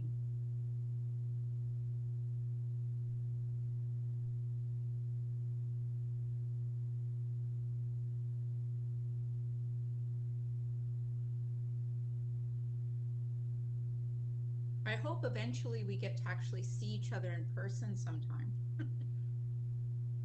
It will be much easier, yes. Sometimes I just want to say hi, like a little bit easier, closer. Well, one of the things I find just a bit of a challenge, and sometimes I think it causes a bit of a delay. I find that when we're in the hearing room, you can kind of motion to each other in terms of taking turns to lead motions, right? Because nobody wants to hog it all the time, but you can't sort of have those visual clues here, so that's a little challenging. I'm sure it is for you. Can you hear me? Exactly. I always wait for someone to speak first to override to others. Yeah. From my vantage point, believe me, you know, nobody's hogging the limelight, so go ahead and do your motions because that keeps the pace moving. And I echo you, Joanne, hoping we get to see each other again, or for the first time before long, because I still prefer it in person. Well, some of you I've never met in person. Yeah, I know that. I mean, yeah. So it'd be great. But it's nice to see your lovely faces this way as well. That's what I use all the time, my facial expression, to tackle very complicated planning issues.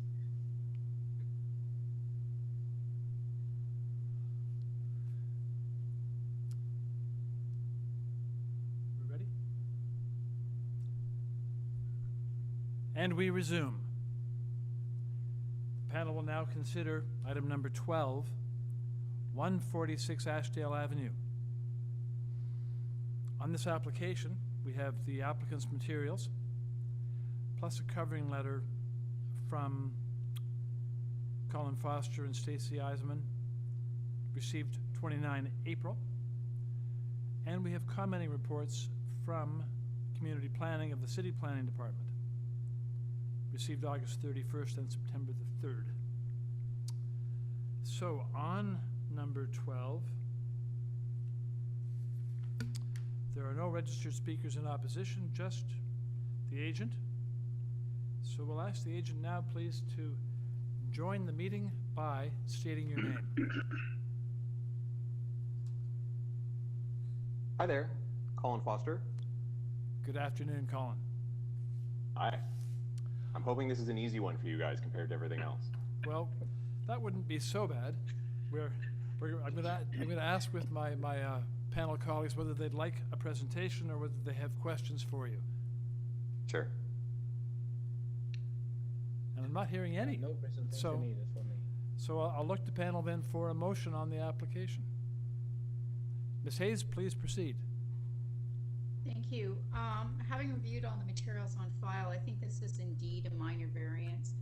It's not out of character with the neighborhood. The front yard setback is not uncharacteristic and is actually, the neighbor has a smaller one. So I would move a motion to approve the application, no conditions.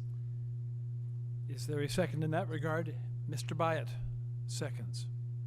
So moved and seconded to approve. All those in favor, show of hands, please. Unanimous vote to carry the motion, and the application is approved. Thank you. Thank you so much. Number 13, 92 Varsity Road.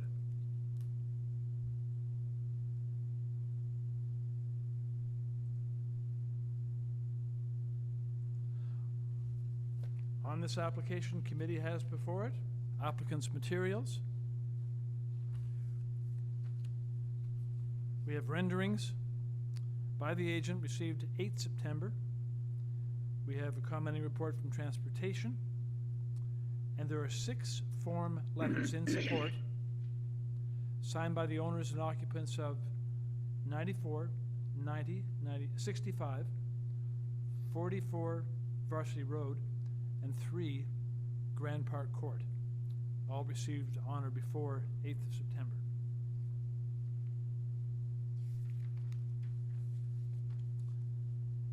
And on this application, we do have 1 registered speaker.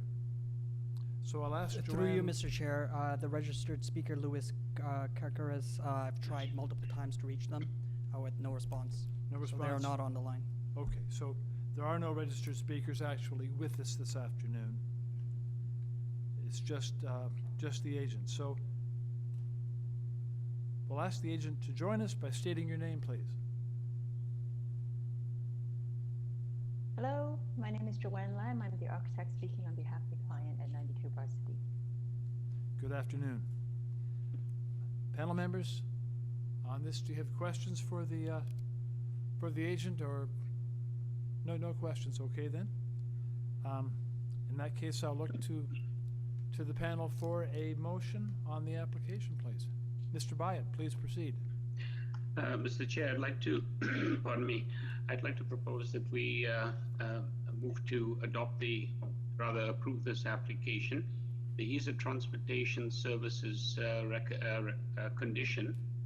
With that condition in mind, I would move that we approve this application, which seems like a very reasonable thing to be doing, and the rendering actually looks really good. Thank you. Ms. Chan, are you seconding? Yes. Okay, so it is moved and seconded by Ms. Chan to approve, subject to transportation. All those in favor, show of hands, please. And unanimous vote to approve, subject to transportation. Panel moves right along to. Thank you. You're most welcome. We move to item 14, 543 Roxton. And on this application, we just have the agent and the owners registered to speak. The materials before us consist of the application, the applicant's submitted application materials. There are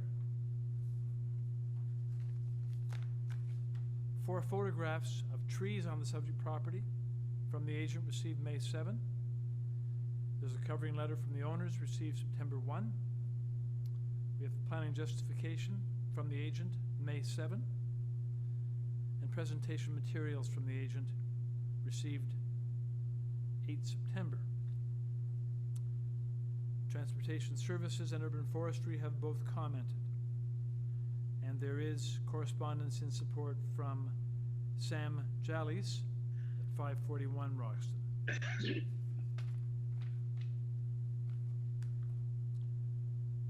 So we shall ask the agent to join us, please, by stating your name. Hello, good afternoon, Mr. Chair and members of the committee. My name is Jacob Dickey. I'm a planner and development coordinator at Urban and Mines. And I'm the agent for the owners of 543 Roxton Road, who are also on the line, and their names are Yen Yen Yet and Paul Pimentel. Thank you very much. Okay. Panel members, presentation required? Questions? Not hearing any. Not hearing any, so I will look to panel for a motion then, please. Ms. Hayes, carry on.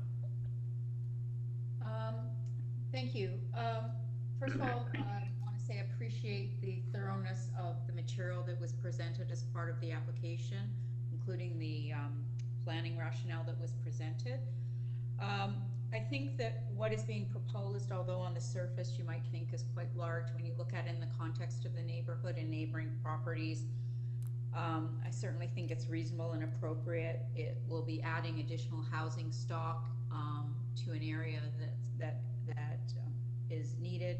It's close to transit lines, and I would be in support of the application, subject to forestry condition number 1, and I'm prepared to make that motion if my colleagues have no further comments. Thank you. Is there a second to that motion? There is, Mr. Cheng.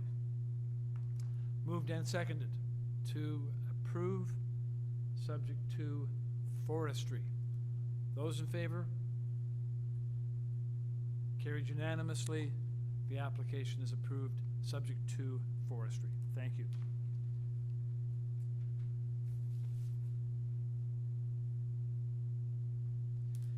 We move on to number 15, 288 Gladstone Ave.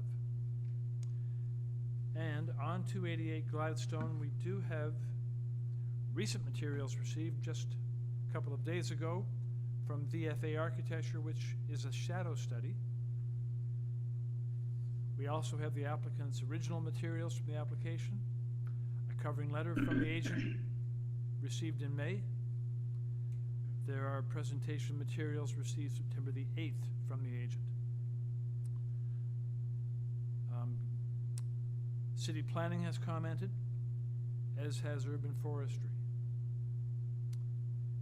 In support, there is a 17-signature petition signed by the owners and occupants of 257, 278, 280, 286, 292, 300, 308, 312, 314, 316, 320, 324, 326, and 329 Gladstone, also 1 Parr Street, and numbers 1 and 24 Macklin, all received on or before 8th September. There is, in opposition or interest or concern, 1 piece of correspondence from 286 Gladstone Ave from Daria Chirelli.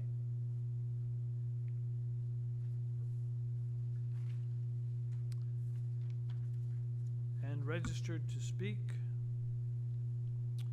we have just the... Through you, Mr. Chair. Yes. There is another person who had registered late, Jeff Takashi, at 2 and 90 Gladstone Avenue. Has registered to speak? Yep. And moderator, do we know whether he's speaking in opposition or in support? I believe there is concern. Okay, okay, very good. Okay, then let's go to the agent and ask the agent to join us by stating her name. Hello? Hello, please tell us your name. Hi. Hi, this is Vanessa Fong, architect and agent for the homeowners. Okay, Vanessa. Vanessa, we do have one person registered to speak, so Okay. I will ask for your presentation on the application. You have 5 minutes to present your application to the panel. Please go ahead. Perfect. Okay, thank you very much. So we are looking to renovate and add a rear addition to the existing home. Front facade will remain in place as is, but with some aesthetic upgrades. And in order to do this renovation and addition, we are seeking for 6 variances. And one of those variances, if we go to the first slide, or the site plan, is for softscaping. We are requesting for 35% softscaping. A lot of that is due to an existing garage that you can see at the rear of the lot, which is actually fairly large. It's over, it's a 2-story, sorry, not 2-story, 2-car garage that takes up a majority of that backyard. The remainder of the backyard between the garage and the main house will be substantially softscaping though. So there is a reduction in softscaping that we're asking for.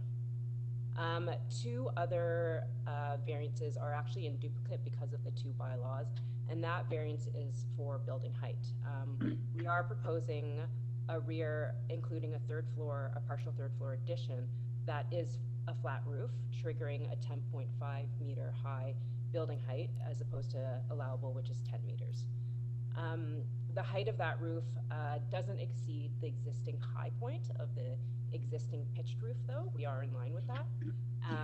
And the flat roof doesn't start until over 12 feet back from the front facade so that we can maintain the front facade that is within the street context. If we go to the next slide, please. Thank you. Here you can see the house in a sort of like white massing in relation to the streetscape of how we are trying to remain in context with the neighborhood. The condition of the flat roof is also triggering the main wall heights, side wall heights, to be of 10.5 meters as well. It is, I think, important to note that there have been several past approvals of a similar, if not the exact same condition on Gladstone, and actually most recently number 284, which is 2 doors south of ours, for the identical massing in terms of like a flat roof condition on the 3rd floor. As well, this portion of the street is a little bit unique in that right across the street from our subject site, there is the Cadbury factory loft. So you can see in that smaller photo on the bottom of the page, it is a 5-story tall chocolate factory that sort of dominates the streetscape regardless. And then if we go to the next slide, the FSI variance of 0.9 is triggered typically when the attic spaces of these 2.5-story homes are occupied. And from the streetscape that you have seen previously and also in these photos, most of the houses in this neighborhood, that kind of 3rd floor attic space is occupied. So the FSI wouldn't be much different than all the other houses in the neighborhood. And then the last variance is really the front yard stairs and the basement walkout, which is triggering respectively a 0.35 and 0.31 meter setback from the front property line. Sorry, if we go back to the previous page, we can see here the outline of the property line. The ground floor is raised up from grade, and so there are existing stairs that are required to go up to the front porch, which it will remain to be existing. And so there's already a sort of legal non-conforming condition that triggers this front yard setback from the front property line. So we're sort of, it's more of a technical variance, I would think. So I do want to note also that we reviewed this application with planning, and I think as the chair has mentioned, their record of the email of support is on file, along with the 17 signatures of support. We are aware that number 286 had signed a letter of support, and then just a week ago had requested a sun shadow study, which we provided with the committee for the purpose of showing that the impact of the light on 286 is actually minimal, as we are to the north of that subject site as well. The homeowners did also attempt to reach out to her over the weekend at the beginning of the week, but was not able to contact her and talk to her directly, but did leave the sun shadow study at her doorstep. I'll ask for your final comment now, please. Okay, I think that is about it actually. We do believe that the proposal meets the four tests and are indeed sort of minor in nature, and hope the committee thinks so too. Thank you very much. Question for you from Ms. Chan. Go ahead. Okay. Two just very small questions. The first one is just to confirm that you delete the north wall, right? The two-story wall. Correct. Because in your presentation page, it's still there. But on your plan, it seems that you make a revision that deleted it. I just want to confirm it's deleted. Yes, it is indeed deleted, yes. Okay, that's the one fun question. Second question is that what's the material on the front, the finish? Is it white stucco? Oh, no, sorry, that's just a massing model, so it isn't representative of material, but we would be maintaining the red brick that is currently on the home. Okay. We just haven't, I guess, rendered it as red brick, but it will be the red brick. Yeah, sorry. I just want to see the content. And also at the gable, the finish is wood. Is that what it is? Yes, it will likely be wood slats on the third floor, just for a bit of privacy into the office space. Okay. Yeah, that's good. Thank you. Thanks. Other questions, panel? I'll just say to the applicant, good of you to get that shadow study done, because we had received a letter from 286 concerned about sunlight, and I was going to ask you whether it was north or south. So I understand now that it is to the south, and so hence I can see why the shadow impact would be minimal. Okay then, no further questions. I would look to panel for a motion on the application, please. Mr. Byatt, please proceed. Through you, Mr. Chair. There is another speaker. I am sorry. Oh, sorry, go ahead. Pardon me. I have. I thought there was someone else to speak. Yeah, that's what I thought too.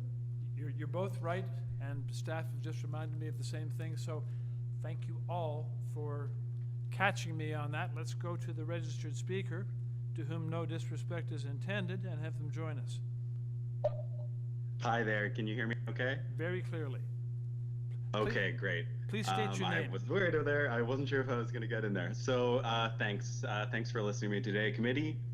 Please state your name. To see the sun study, because I actually am the house to the north. Hi, if the speaker can state their name for the record. Sorry. Yeah. So my name is Jeff Takahashi. I'm at 290 Gladstone, so I'm the northern neighbor. Very good. Glad to hear from you. Go ahead with your. You have 5 minutes. So yeah, I just have a few issues with this proposal. First, what we were just talking about is the sunlight negatively impacting the northern neighbor. You can see that we're currently it's one story. If I look out my kitchen window, I see trees and sky. But if this is going ahead, it's going to effectively wall off my side of the house. It will block the sun from entering my kitchen. So that's variance 2. It's kind of all these variances combined, because what it's doing is it's raising it to 3 levels and it's building it out back. So it's effectively walling in my yard. It will block out the sun, and that will definitely negatively affect the enjoyment of my house and my yard and the life that I currently have, my family there. The flattening of the roof just as a rebuttal to what the architect said, I don't believe it's quite the same as 284, because of the distance that it's building out into the rear of the yard. I actually don't really have a problem with the squaring off the house and raising it to 3 stories. It's more about the fact that it will be that high right outside where my wall is, blocking out the sun and walling it off, like I said. I don't really think. I also think reducing the rear yard to 35% from 50%, and in variance 4 increasing the FSI by 0.3. I think that's out of line from the other houses on the street. And I don't really think that the size and the scope of the project is really needed to support a family of 3. Like this was an apartment with 4 tenants in it before that were fine. So I don't necessarily see how this is needed, really. And just that it, like, at the plans as currently constructed will, like I said, will negatively impact me and my family. Thank you very much. Are there questions, panel, of this speaker? Okay. Yes. Quick, go ahead. Yes, I just want to ask, do you realize that, where the overhang is on your side, they used to have a vertical wall, 2-story, and it seems that they have deleted that wall from the main house. There's a canopy. Okay. Do you know that? I just want to know whether you realize. So the overhang that's currently there over the staircase to the basement, you mean? Yeah, no, it's the canopy sticking out from the main house to the backyard. They used to have on the north side is a solid wall going to 2-story, and they have deleted that, and they just keep a post. So okay. Will that make you happier? Do you realize that yourself? Yeah. That where the red bubble is. It used to be a wall, and now they deleted. Yeah. So you can actually see in that photo exactly, like, right where their house is starting, though, not where the post is, but where the house is starting. You can see where my house is 2 stories. That is directly where my kitchen and my living room are. Oh, I see. So that stuff is going to be built right in front of those windows and right in front of those sky right there. So yeah. It still will. You think it will impact you? Yes, it will. Yes. Thank you. Okay, then let's go back to the applicant.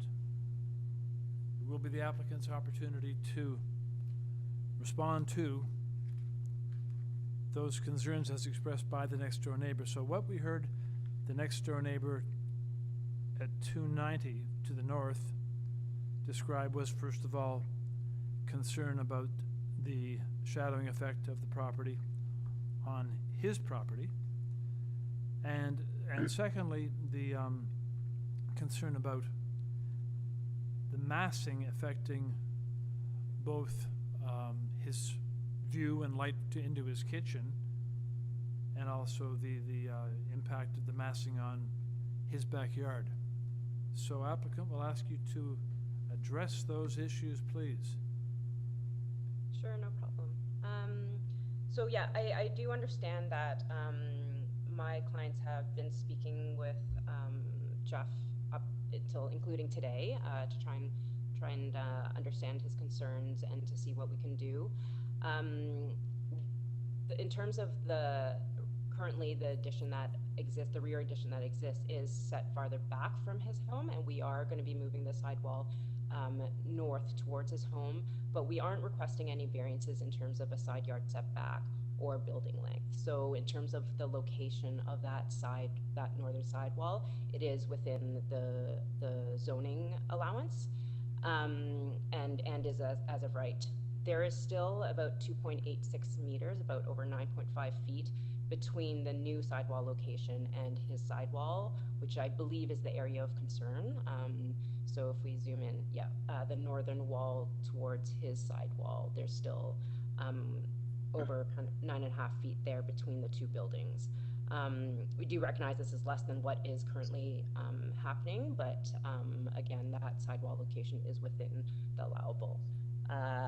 And if we can go to the shadow studies, just to address the lighting concerns.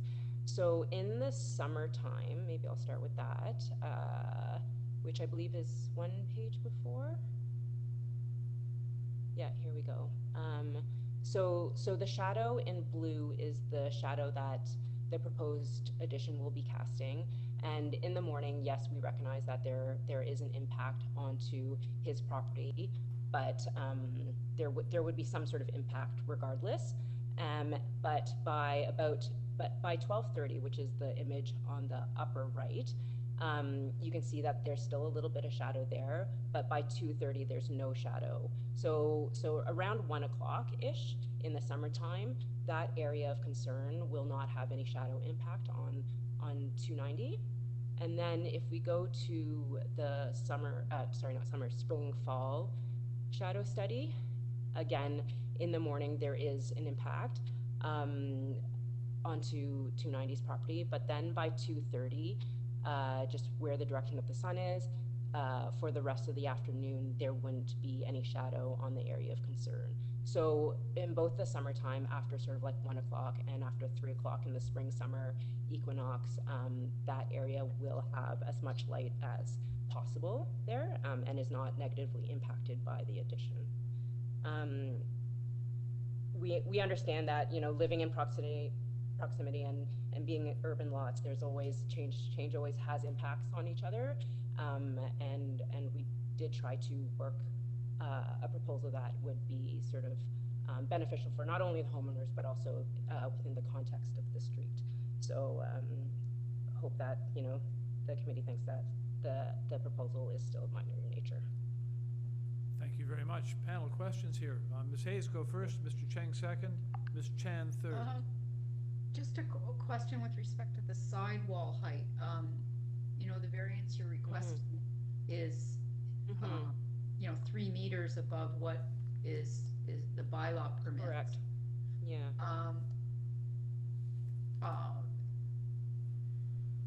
Is that what you're requesting representative of neighboring properties or properties in the immediate context? So if we actually go to the presentation package, in the last page there was yeah, this page exactly. You can see that, so our subject site is, you can see the two on the image on the right, there's the two peaked roofs with the sort of dark red brick. So our subject site is the dark red brick pitched roof on the left, correct? And then you can see the green zip wall panel 2 doors down. So that is in fact the same massing that was approved just recently, and our massing would be essentially the same. We're not going any farther back than that.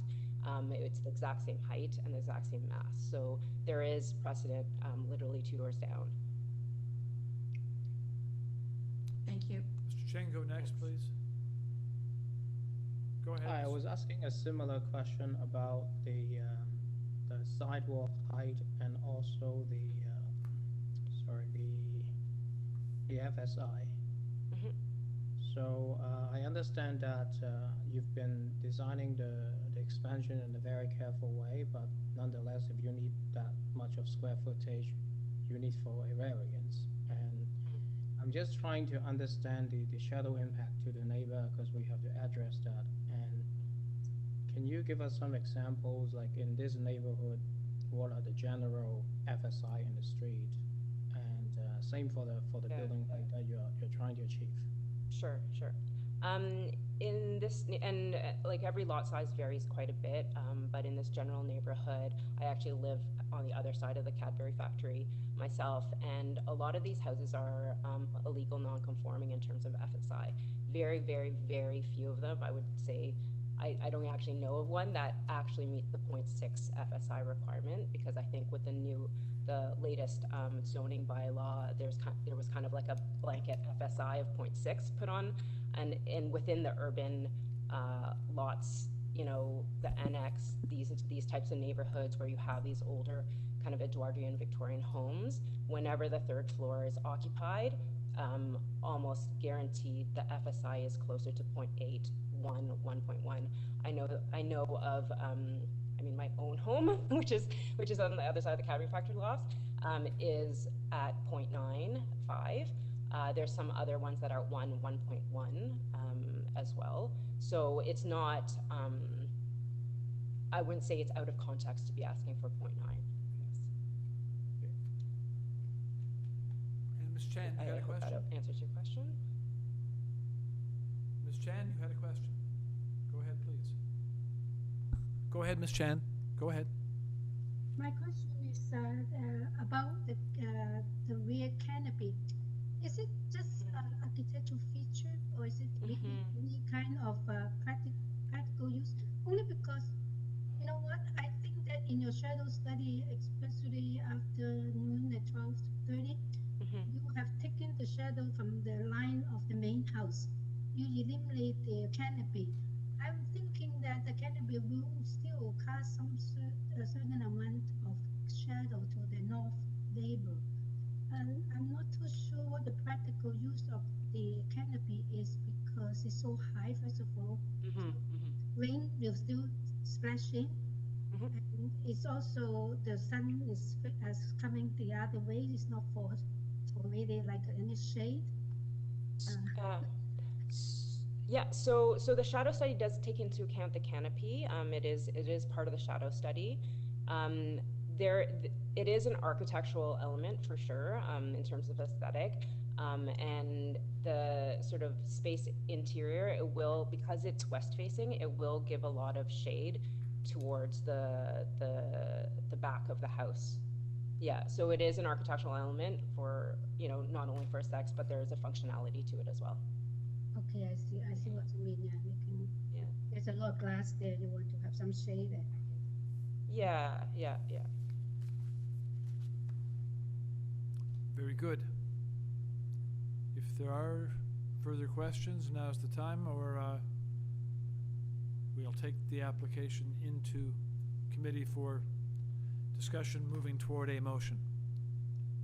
We are now in committee then. We're now in committee on the application, and I'd like to hear comments, please, from the panel members on the application. Mr. Cheng, go ahead. Sure. Okay, I would support this application because I think it's been very carefully designed. Although there is some issues about the shadows, but I think the shape and the sizes have already been carefully manipulated to minimize the impact. And I understand that there are still some shadow casting over, but I think that could be accepted. Thank you. Who'd like to go next? Okay, Ms. Chen. Ms. Chen, go ahead. Okay, I can go next, and then yeah, it is sort of difficult thing about the shadow. I just wish that, of course, it will not happen. But on the other hand, if anything goes up there, it probably will create some sort of shadow. But I believe the shadow study have shown us that maybe the impact is tolerable, and I'm also in support of the application. Thank you. Mr. Bhatt, go ahead. Yeah, I was just going to say the overhang that is proposed. There was a brick wall previously on the one side, and that's going to be removed now. So my sense of the neighbor's window, the kitchen window, and light to it, it seems as though it'll be differently impacted, not necessarily completely adversely impacted, because that wall disappears, so that you do get some light in that sense. So yeah, I think all things considered, I would be inclined to supporting the application as well. Thank you very much. Your thoughts, Ms. Hayes?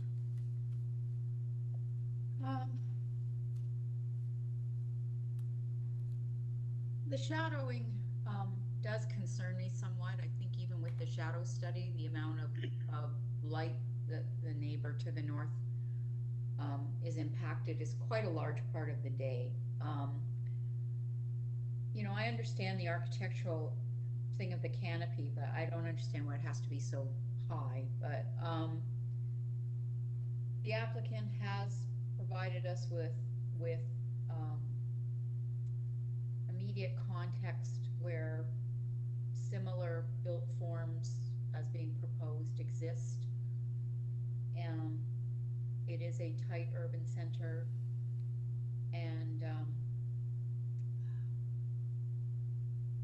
just hope they do the most to ensure, with the step back of that second story towards the north side, on the north side, hopefully that will improve the impact from the addition. I will support the application. Thank you very much.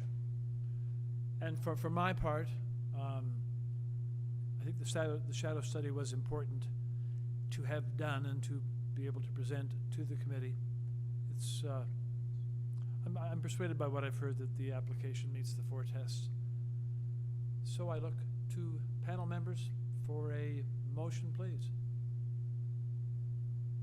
Ms. Chan, go ahead. Yeah, so I will move a motion for approval subject to urban forestry condition number 1 and anything else.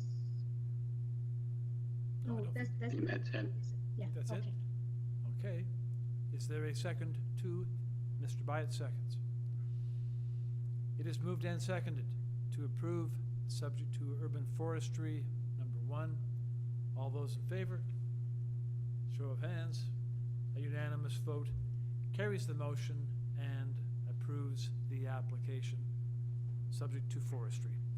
Thank you. We move on to number 16. 50 Earl Street. On 50 Earl,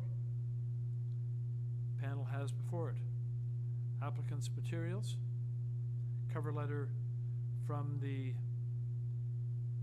agent solicitor received May 25th. There is a previous Committee of Adjustment decision from 2020, and there is a staff report from Community Planning.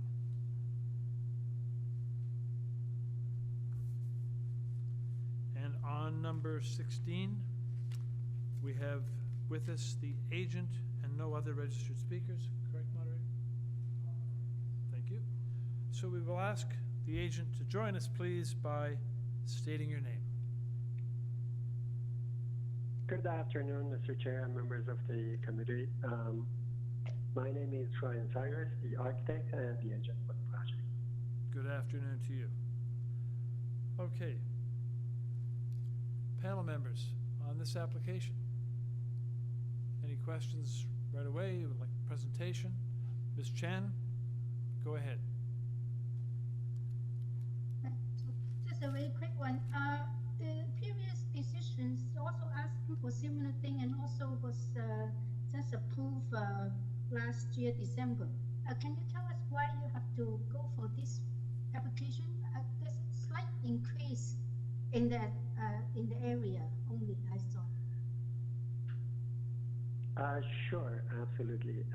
So the previous application had a minor wording issue that when we went back to get our permit, and we got our permit, by the way, on the previous decision, minus the 2 parking spaces that we had to take it out because the building department did not accept the wording on the notice that was sent out by Committee of Adjustment. So basically, it's just the wording that we are coming back, and also when we designed the space, we realized we need, the mechanical engineer realized that they need to add a mechanical room within the same floor plate. So we are not expanding the building, it's just that we are taking a bit of one of the rooms to add to this use. So basically, the 100 square meter allowance that he had is now increased to 112 just for that mechanical space. Everything else, there are other conditions by planning department which is understood and agreed upon. Okay. Thank you very much. This good explanation. Thank you. Sure. Very good. Okay then. With that information, is there, Ms. Chan, are you ready to go for a motion? Please Yes, go ahead. I'm ready for to move a motion for approval subject to the staff report the two conditions concerning the area limited to 112 square meter and also the garbage storage layout. Yes, I think the planning report was helpful. Ms. Hayes, seconding that motion? Okay, the motion is seconded by Ms. Hayes. And we're ready for a vote. Moved and seconded to approve the application. Show of hands, please. Unanimous vote carries the motion, and the application is approved, subject to the planning conditions. Thank you. We move on to number 17, 908 CARLAW Avenue. And on 908 CARLAW, we have the agent and the owner registered. No other speakers. As far as materials before us are concerned, we have applicants submitted materials, cover letter dated September 8, comment from community planning, and comment from transportation, and there is support correspondence from 909 CARLAW, and 3 form letters in support by the owners and occupants of 895, 896, and 901 CARLAW. So at this point, we'll ask the applicant or the agent to join us by stating your name, please. Hi, my name is Jacob Kachuba. I'm with Tignan Design and Engineering. I'm the engineer and the agent for the owner. Thank you very much. Good afternoon. Good afternoon. Okay, committee members, any questions for Jacob? No presentation requested either. In that case, I'll look to panel for a motion. Ms. Hayes, go ahead. Thank you. What's being proposed here, although the FSI looks quite high, it's not unrepresentative of properties in the immediate area. I think what's being proposed is reasonable, and I would move to approve the application with no conditions. Thank you for that. Second? It is seconded by Mr. Cheng. It is therefore moved and seconded to approve. All those in favor, show of hands. That is a unanimous vote to carry the motion and also to approve the application. Thank you. And the panel moves along to number 18, 109 Harrison Street. On this application, we are dealing with only the materials submitted with the application originally.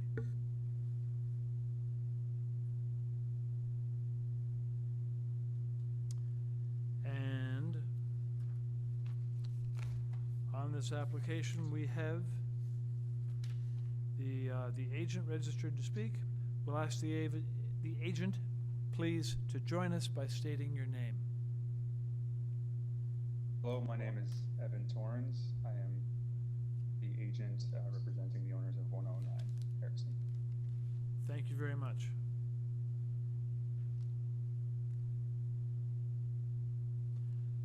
Okay, panel members, questions for the agent? Mr. Bike, go ahead. No? Sorry, sir. Sorry, okay.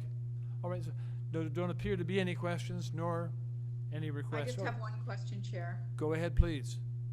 Just with respect to the depth variance, from looking at Google Satellite or Google Earth, trying to look at the back, how does the depth variance compare to the others? It seems that there are some that are further back than what your current structure is, but are many at the depth that you're proposing? Yeah, that's a great question. We did a CRESENT study through the research portal, and we found, well, one on Lakeview, that is one street over that had that was granted in February 13th, 2019, that had a building depth of 20.02 meters. These are quite long lots, it's almost 42 meters in length, and so yeah, a number of the neighbors are as long or longer currently. Have you spoken to your two immediate neighbors and about your proposal, and have they expressed any concern at all? The clients have, yep, and they have not, no. Thank you. Okay.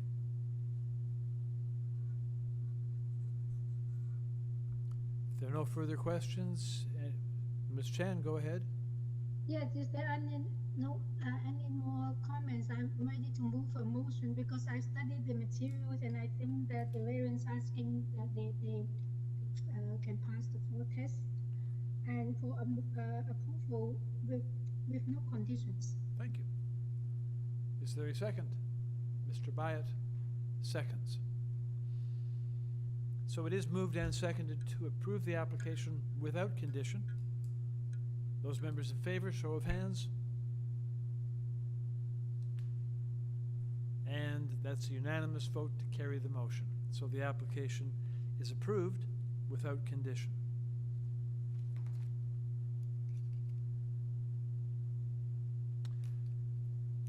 We go on to number 19 on the agenda, 217 Robina Avenue. On this application, we have before us some materials just submitted in the last couple of days. There's a chart of comparable Committee of Adjustment decisions submitted by the agent on the 13th of September.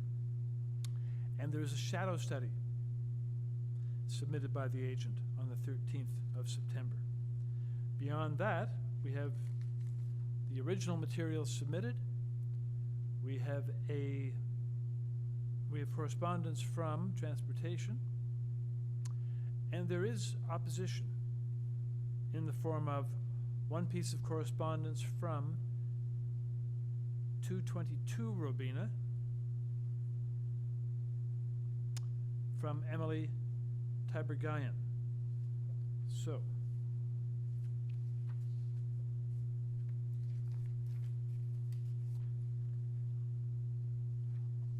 registered to speak, however, is simply the agent. So we'll ask the agent to join us, please, by stating your name. Good afternoon, Mr. Chair and panel members. My name is Fan Dan. I'm the architect working on 217 Robina Avenue. Thanks for having me here today to present the application. Good afternoon to you. Okay. Let's ask the panel if they require a presentation from you. They don't appear to. Do you have any questions, panel, for the agent? Ms. Hayes, go ahead, please. Just one question with respect to the platform. I certainly recognize that you're trying to take advantage of the step back in the rooftop on the third floor, but that platform size is, it's huge in terms of what the bylaw permits. Is there any examples of others that you could provide? I certainly, appreciate that it is, for the most part set back, but it is still huge.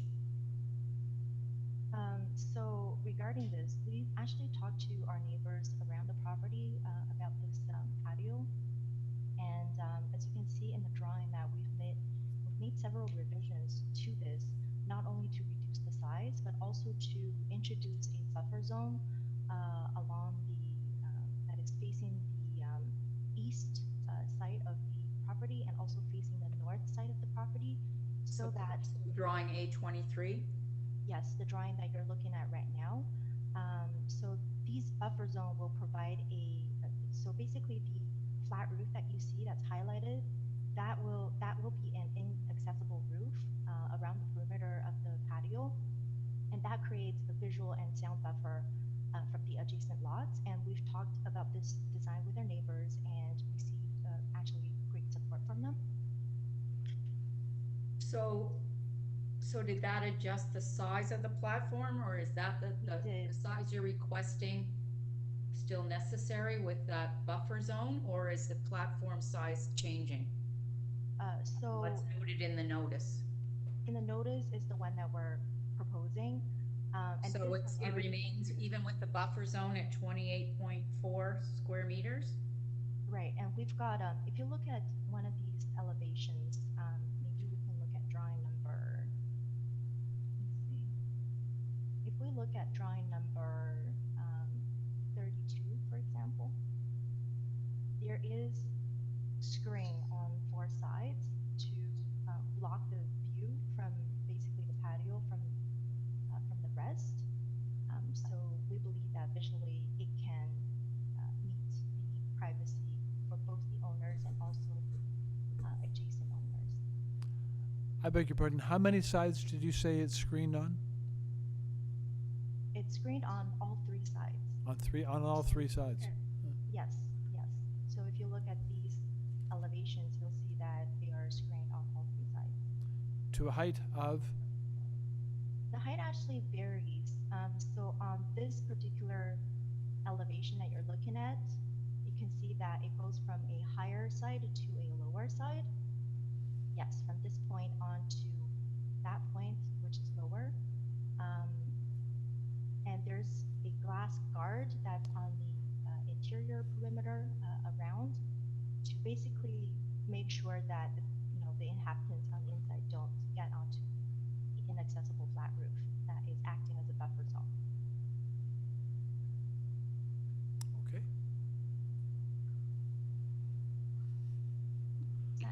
So again, can I have any examples of similar size platforms that exist is this representative of the character in the neighborhood? I could pull up a few, unfortunately, when we're doing the precedent study, if you check the supplementary document that I submitted, we focused on the FSI and the GFA and number of stories. We didn't actually get to summarize all of these, the platforms for these applications. I remember that looking through these previous applications, there were ones close to the area that we're looking for. And this is something that we specifically talked to our neighbors about, and we got their supports on this.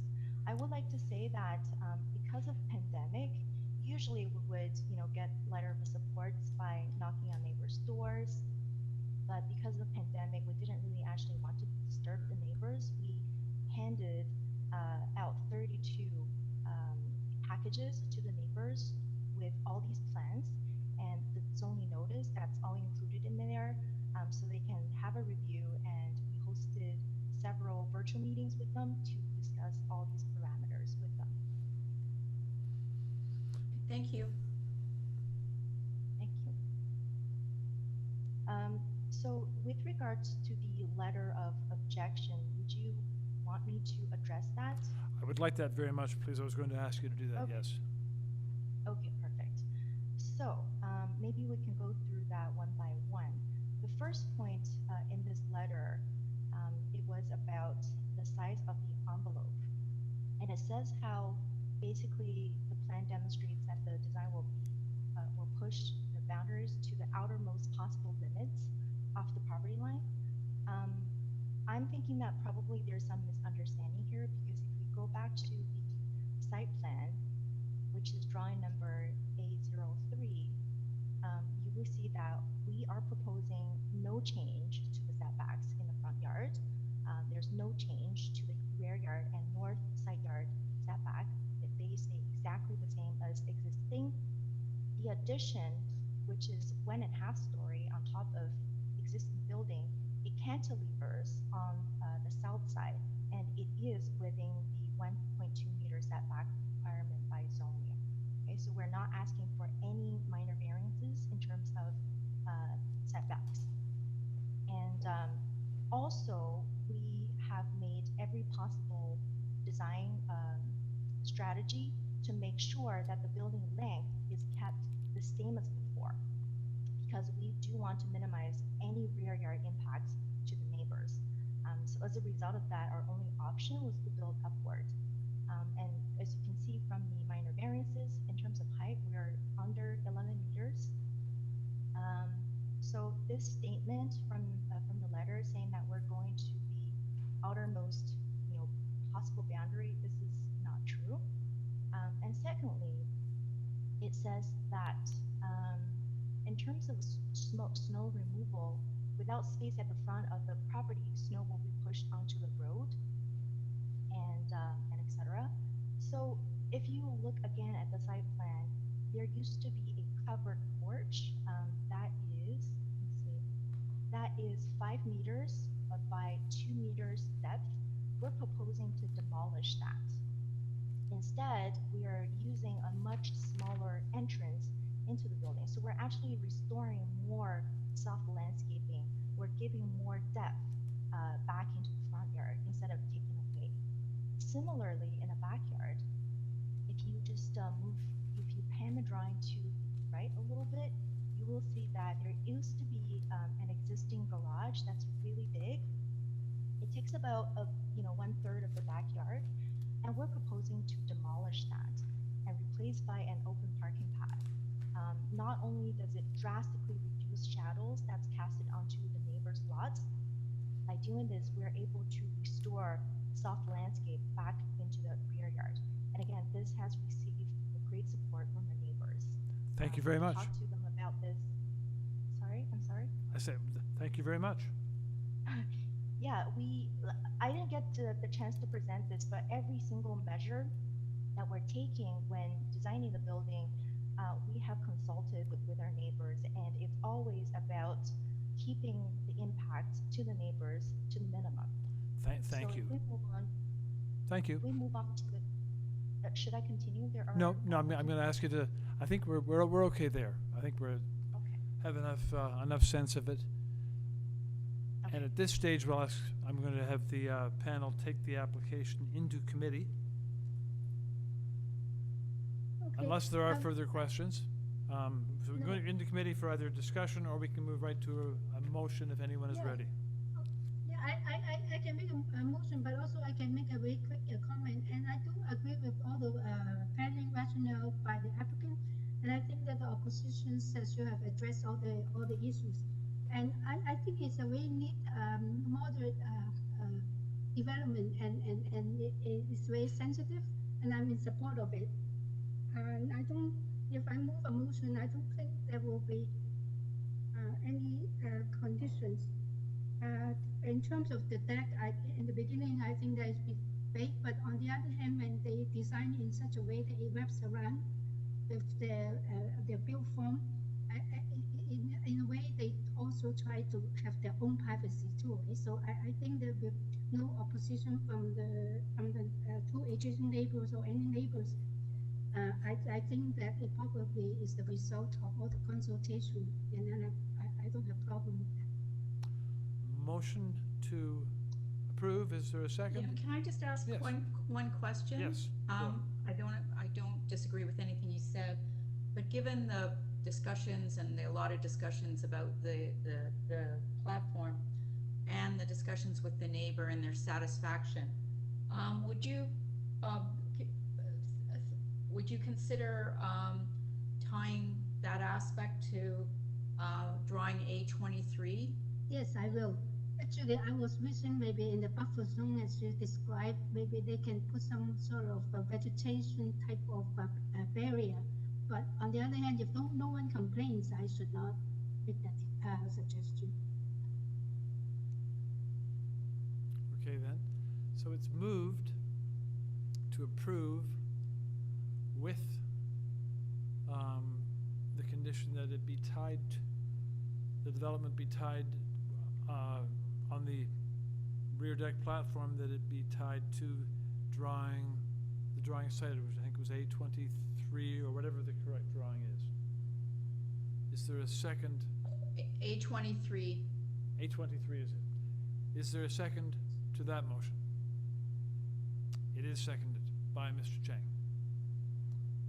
So moved and seconded to approve. All those in favor, show of hands, please. And it's carried unanimously to approve the application. Panel moves along to the last application of, may I say, this morning's agenda, or the first agenda.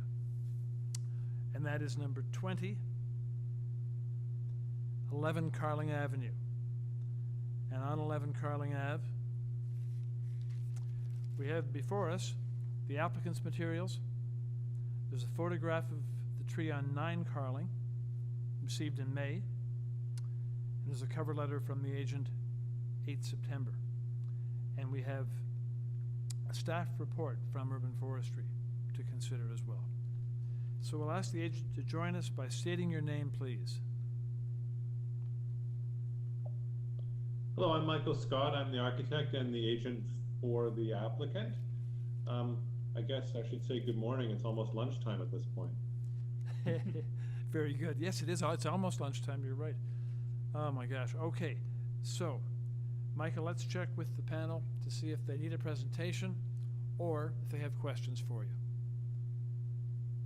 I'm not hearing any on either question. So, is someone on panel ready to proceed with a motion? Ms. Hayes, go ahead. Thank you. This is indeed truly minor. It's adding 7.9 square meters to the structure to enclose the front porch. I believe it's minor, and forestry has asked for condition number 1, and that would be my motion. Approve subject to forestry condition number 1. Thank you. I see that it's seconded by, seconded by Ms. Chan. Moved and seconded to approve subject to forestry number 1. Look to panel for a motion, for a vote, please. All those in favor? And that's unanimous vote to approve subject to forestry. And that concludes the first part of our agenda. And we'll move now on. Thank you very much. We'll move now on to the 3:30 portion. Through you, Mr. Chair. Yes. Can we switch over the YouTube stream? What we're going to do now is we need to do a technical switch over here of stream. So we're going to do that now and then come back to commence the 3:30 portion. Yeah, for anyone watching on YouTube, we'll be moving to part 3